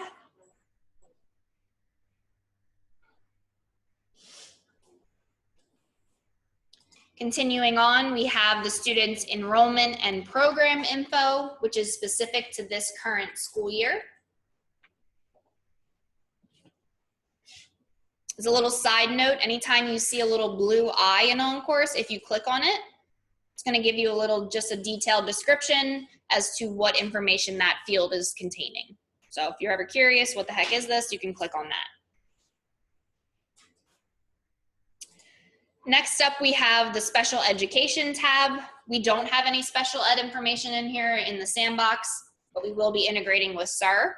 So the traditional special education information you're used to seeing, you will also be able to access that in OnCourse for your classified students. Okay, kind of along the same lines, you have a section 504 tab. So if your student has a 504, you will be able to come in here to see just a little bit more information about the student's 504.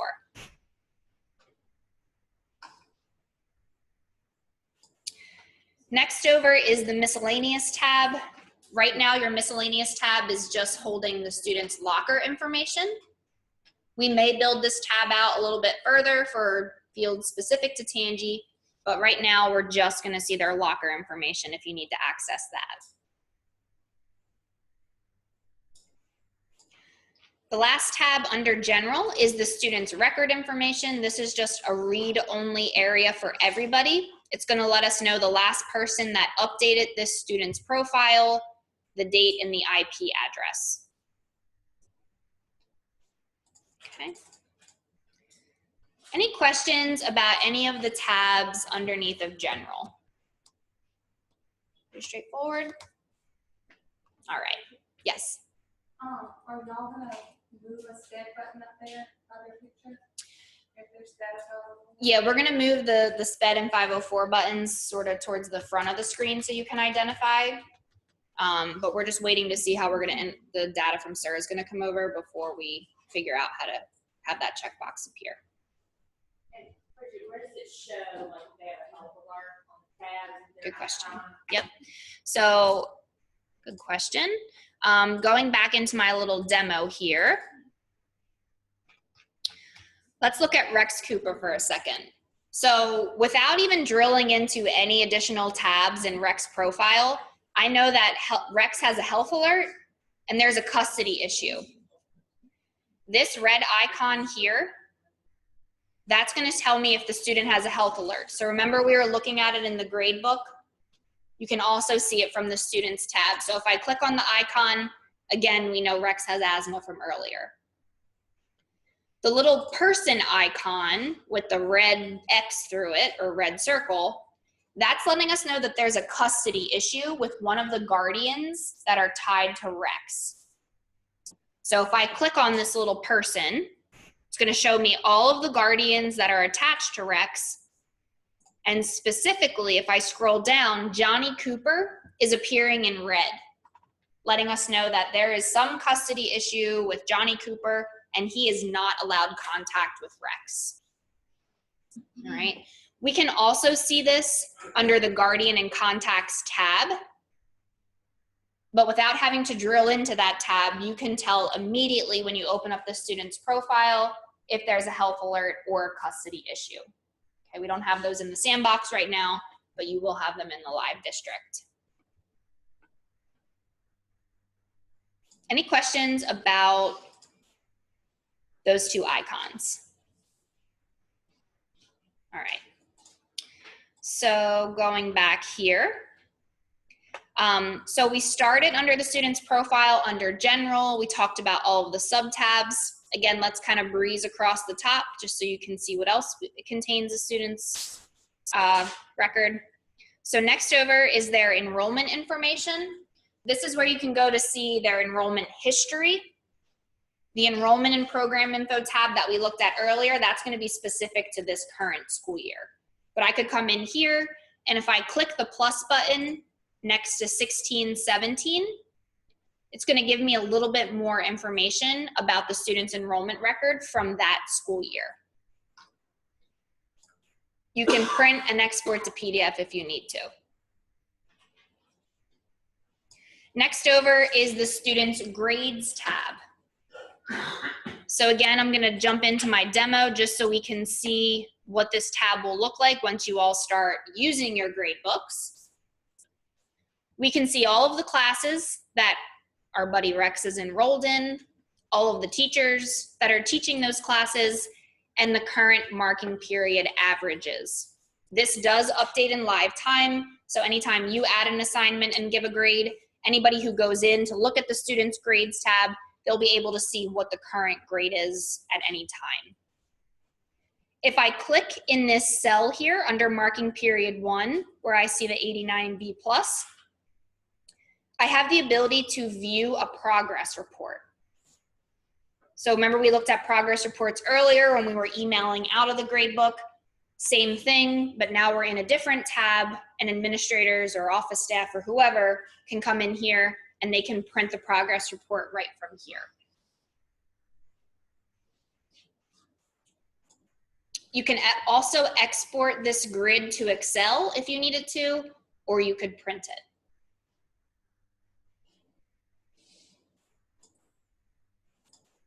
All right, so going back into your district, the next tab over you're seeing, this is the Guardian and Contacts tab. So we briefly looked at that earlier. But this is where I could come in and see all guardians and contacts and emergency contacts tied to this student. Each guardian has a little magnifying glass next to their name. So if I click on that, I see two options, open record or open record in new tab. I recommend you open it in a new tab. So this way, you could toggle between the guardian's profile and the student's profile if you needed to. So now that I've opened the guardian's profile in a new tab, Monica Norell is our guardian here. You'll see their information. We have a little bit less than our students, but nonetheless, we can see their identification information. I can see their phone numbers and their email addresses.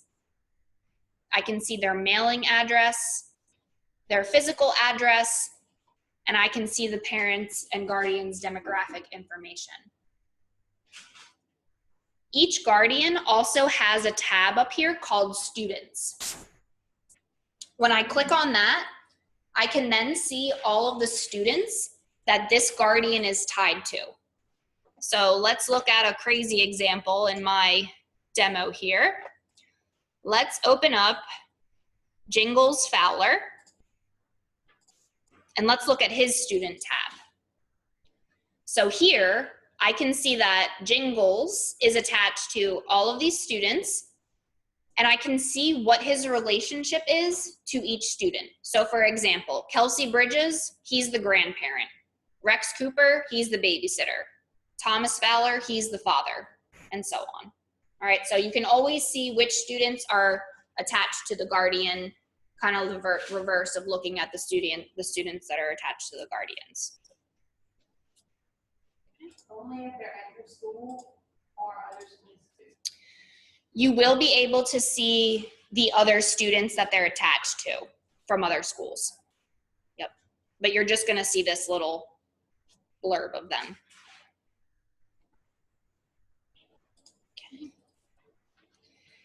To close that Guardians tab that we opened, there's a little X next to the Guardian's name. So when I click on that, now I'm back in Austin, the student's profile. Any questions about the Guardians? Make sense? Okay. All right, so moving along across the top here, we have the student's attendance tab. So throughout the year, all of their attendance will show here, so you can see if they've been absent, present, or tardy a bunch. Down at the bottom, it's gonna give you the totals for each of those different instances. And you also have this little period attendance bump out.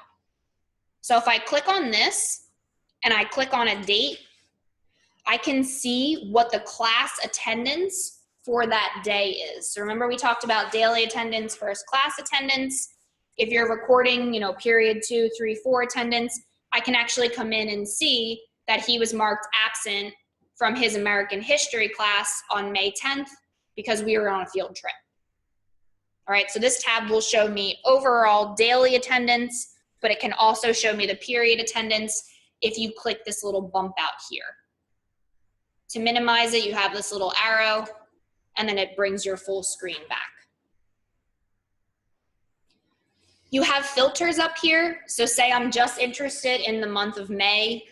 I could actually come in here and put my start and end date, because this screen undoubtedly it will, it'll be pretty lengthy if we start to record attendance every day. You can kind of narrow down your view for that student. And here's a little export to Excel button. So if you needed to get this content out into Excel, you can click on that button and it's gonna export itself.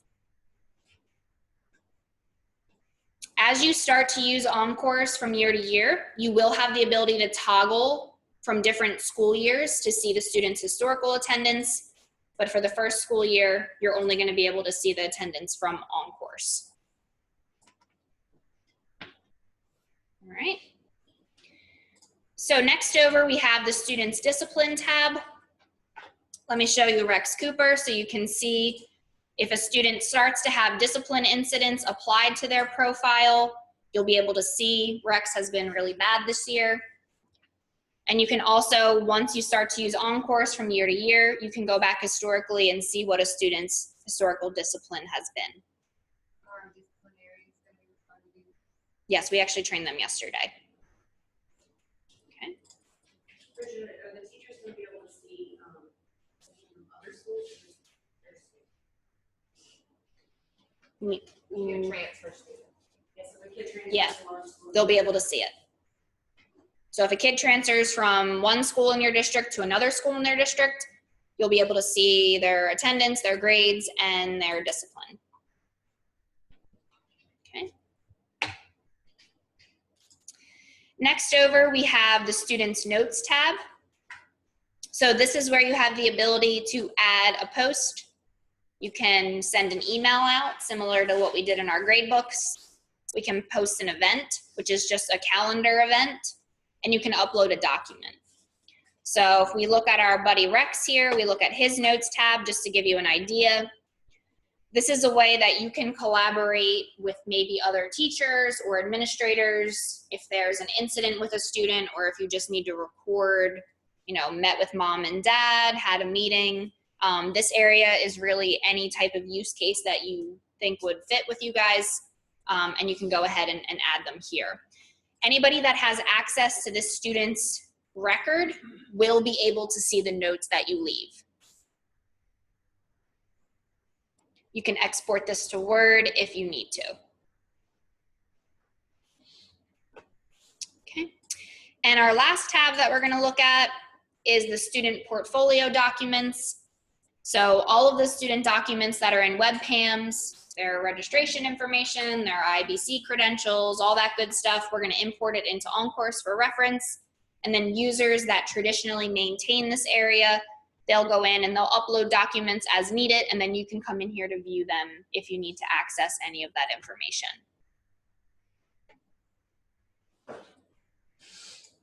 All right. Questions about the student profile? All right. So let's quickly look at searching for a guardian. So I know we looked at a guardian profile, but that was technically from the student's profile. Let's say I just want to look up a guardian without having to go into the kid's profile and go into the guardian and contacts tab. Remember how we set our filter over here to students? If I hit that drop down, I can change it to guardians. You can search by guardians, or you can hit run search, and it's going to give you all active guardians that are attached to students in your classes. Same thing to open up a guardian profile. You do the same thing that you did with a student. You click on it, and a new tab will open up. And hopefully this screen looks familiar because we just looked at this earlier. So we have again, the guardian identification, contact, mailing and physical, and demographic. And don't forget you have that student tab. So you can see in this example, this guardian is not attached to any students.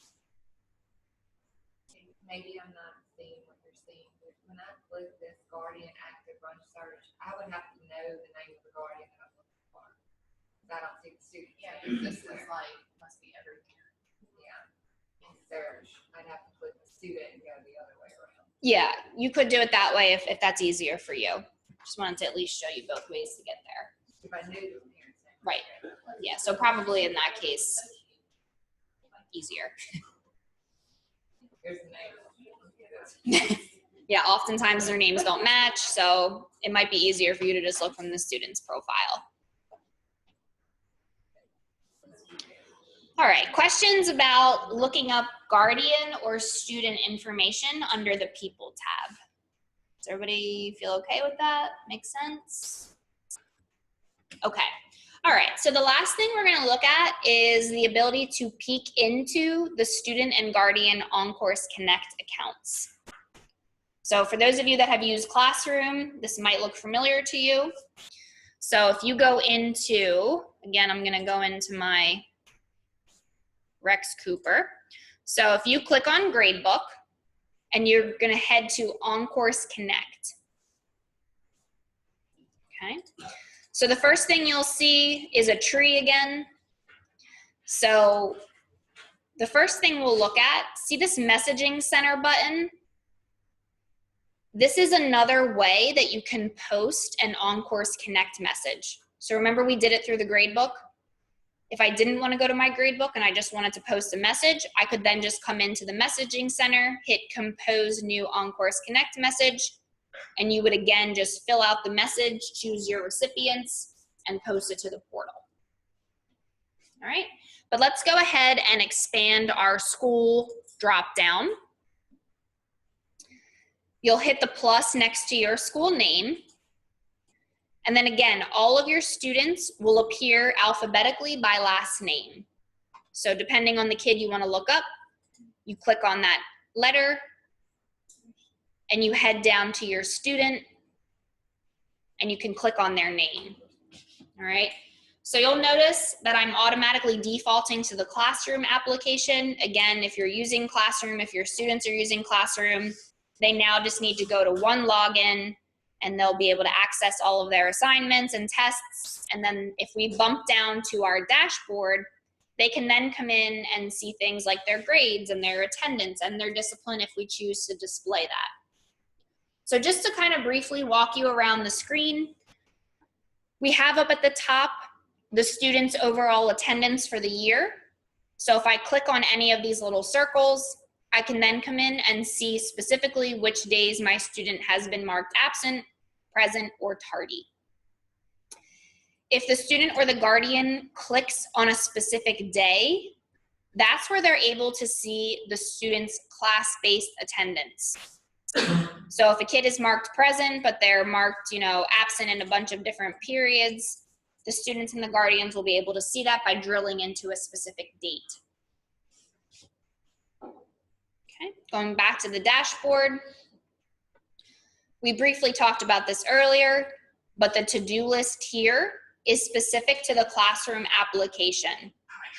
So if you're creating those interactive assignments and quizzes in Classroom, the students can access the assignments and quizzes from here, or they can just go to Classroom. The homework tab, remember, is specific to the homeroom box in Lesson Planner. So remember we talked about class linking.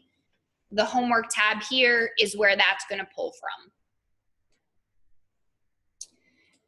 The latest assignment tree that you're seeing over here, this is going to pull from your grade books. So if you're publishing your assignments and if you've given your student a grade, then this is where they can kind of see the most recent assignments that are taking place and how they've performed on each. Will parents be able to see lesson plans this year? Or they're just looking at Yep, just the homework. Okay. Now, if we scroll down a little bit, the parents and students can see all of the courses that their student is enrolled in. And they also have the ability to drill into a specific marking period to view a progress report.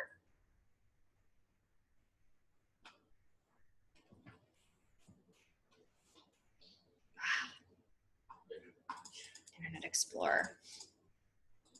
All right, I'm going to use Chrome for this. Bear with me. Can only be logged into so many sessions at once. All right, so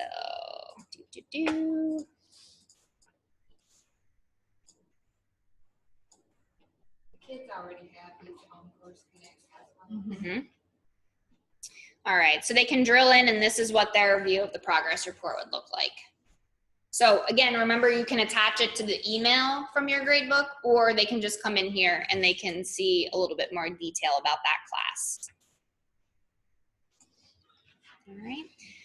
Down at the bottom here, if we keep scrolling, you'll notice that there are little hyperlinks next to the teacher names.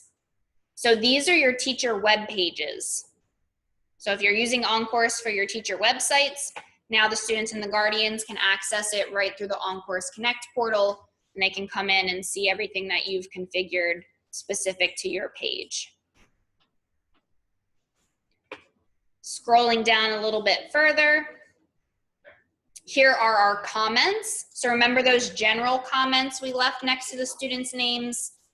This is where they can see the comments for each of the classes and each of the terms. All right, now down here, the teacher websites are just a little bit more condensed. So rather than appearing next to the course name, I could actually come in here and click on Michelle Smith. Oh, maybe not. Amy Deal. And now I can see this is what Amy's webpage looks like too. Right? All right, so moving along here, our next tab down under dashboard is the student calendar tab. So for those of us who have used Classroom in the past, all of your classrooms have a calendar. So any assignments that you're pushing out, the students and the guardians will be able to see right from here. And this is going to function just like in your view. They can turn on and off specific views if they don't want to look at all the classes.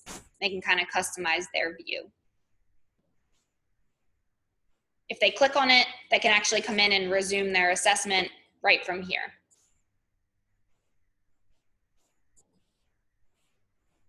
Hey, whoever created this one, I like it. All right, so back to our calendars. Moving on, here are our announcements. So these are the OnCourse Connect messages that you're posting. They can get to it by the little jumping envelope that we looked at earlier, or if they go here, they can kind of see historically all the different announcements that have been pushed back. See, this one's from 2 years ago. I can even drill in and see if my administration or a teacher posted a message.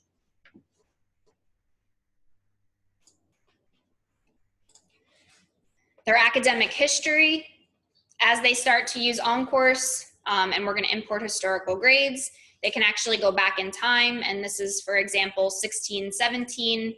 I can then drill into a progress report to see how my kid did in the year prior. How about you print that out? I'm sorry? How can I print this out? The progress report? The one you just did.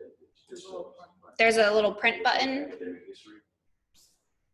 There's a little print button in the right-hand corner. That's how you can print a progress report. Your admin team is also going to have the ability to archive transcripts and report cards. So rather than just seeing a progress report like this, if I click download transcript, I can actually receive an official transcript for my kid. These are, again, more for high school. So let me just show you like what a report card would look like. Download report card. And this is typically something you either mail home or send home with the kid. Once the marking periods are over, we can archive the report cards so they have access to it at any time that they need to, right from their own personal devices. Okay. So, yep. On my little grade tab, there are classes that are kind of like the periods are grayed out. Oh, that means that it's a term class. Okay. So it's either taking place in semester 1, is that where it's grayed out, or semester 2? Yep, that's exactly what that means. Okay. All right, so our next tab down is the student schedule. Students and guardians can see what their kids' schedules look like, what classes they have during which periods, and which instructors they have. We already looked at attendance, but again, they can get to attendance by clicking on this tab or by clicking on the attendance tab up at the top, those little circles. Timed me out for some reason.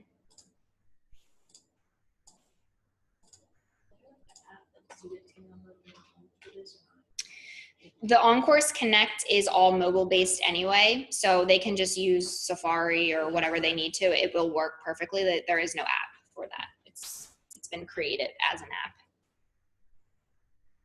All right, so discipline and behavior. If your school chooses to display discipline on the portal, parents and students can actually see all of their students' discipline information. If they click in on it, they can see the action taken or the consequence, and if there were any comments left, they'd also be able to read that. So that's a choice the school makes? Yes. So when the disciplinarians came, they what about just the teachers? Can we see it? Does it have to be in OnCourse? Do we get to see what's happening? Yeah, you can see it from the student info discipline tab. This is the parent and guardian view that we can choose to turn on and But off. the other has to be. Yes, the other you can see. Now, you guys are not going to see this right away, but there's a course request tab here. So this is specific for, why am I logging out? Is anybody else getting logged out?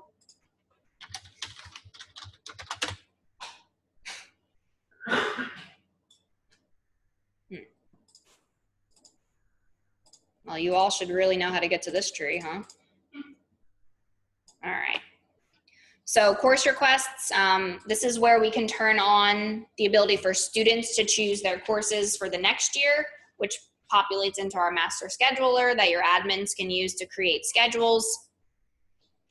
And then the last tab we have is other student data. So your district can choose if they want to display additional student information on the portal outside from, you know, the traditional demographics that we're seeing up here in the dashboard. So that's all customizable too. Any questions about that? Yes. Okay, so they can access this on their phone, tablets. So in the classroom, if they have an assignment they have to complete in the classroom, they can complete it on their phone or their tablet. Yep. Like a test or a quiz. Yep. Just like, have you used Classroom last year? It's going to function the exact same way. The only thing that's different is now we're going to see all the other grades and attendance within there. I had some students, like, they had like, I had the worksheet for them to do in Canvas. It wouldn't allow them, the text box wouldn't work. It wouldn't allow them to type in on their phones. Really? Did you let anybody know about that? Okay. I reported it. I don't know if it ever got fixed. But Okay. I stopped using that. My kids were using it on the computer in the classroom. Okay. I'll write it down to check on. Do you know if it was like a specific phone or was it just any phone? I don't know what phone the kid was using. Okay. Just curious. Sometimes like Android works a little bit different than the Apple, so.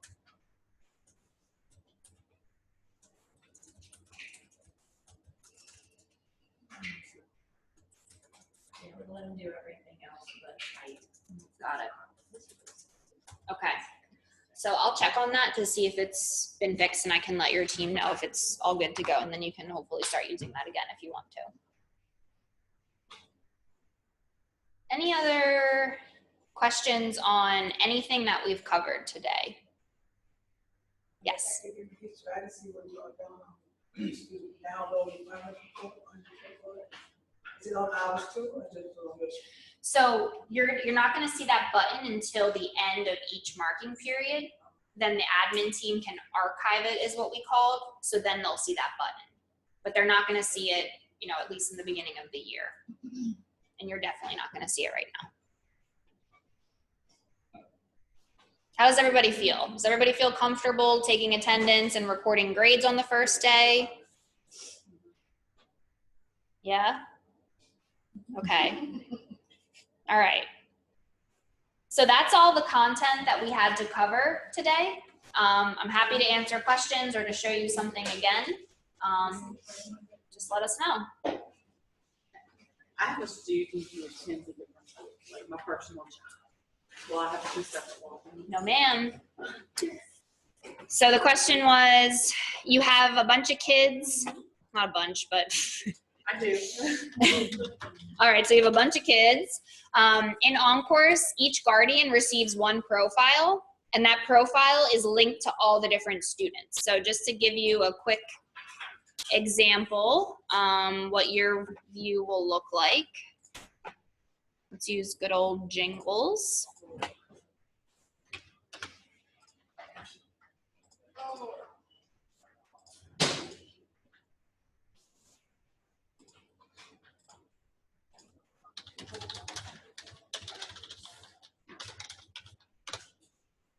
Sorry, girls, 1 second.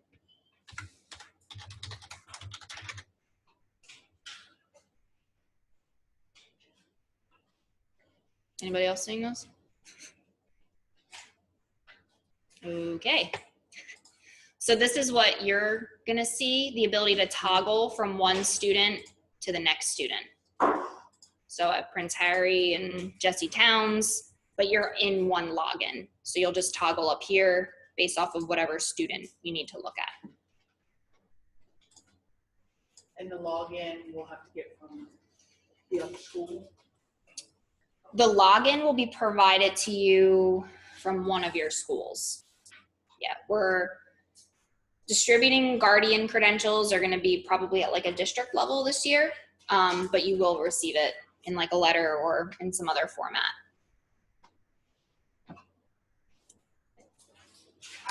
We have stipends today, so for people who are not 12 months, you're gonna fill out your stipend, make sure you print your name, with your employee number, if you'd like to get paid. It's been 2.5 hours, so it's gonna be $37.50 is what you're gonna get there, and just fill out your information. So turn that into us, so we can get you paid.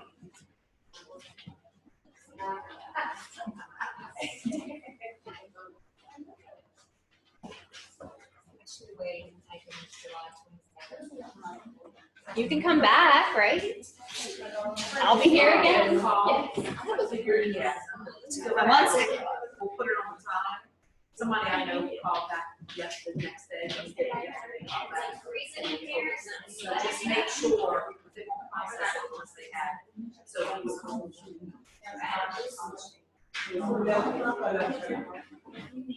Let pop. And then Tom let her pop. Can I come back in July? Yeah. Girl, I'm gonna be back in all of them. I mean, seriously, As long as it's not full. yeah, I would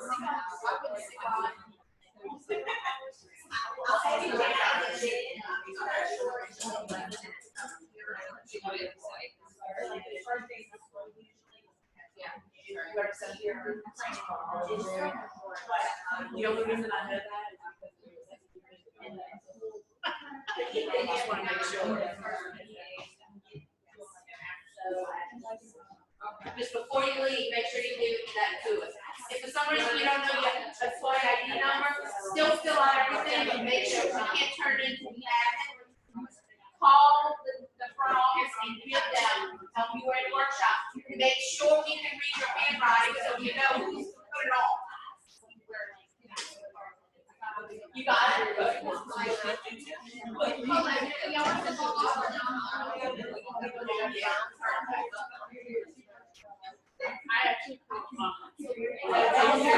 I do that too.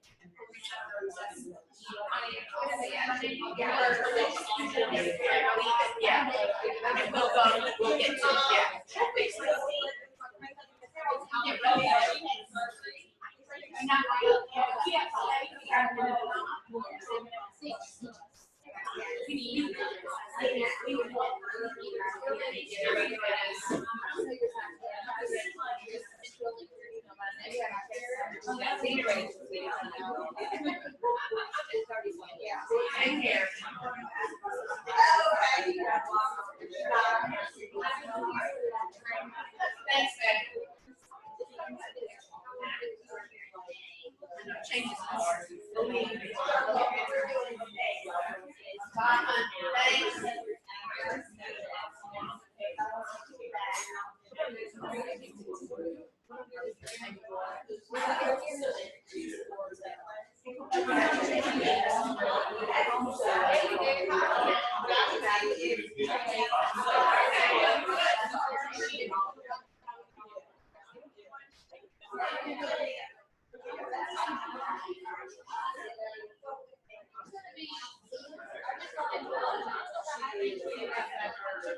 Yeah.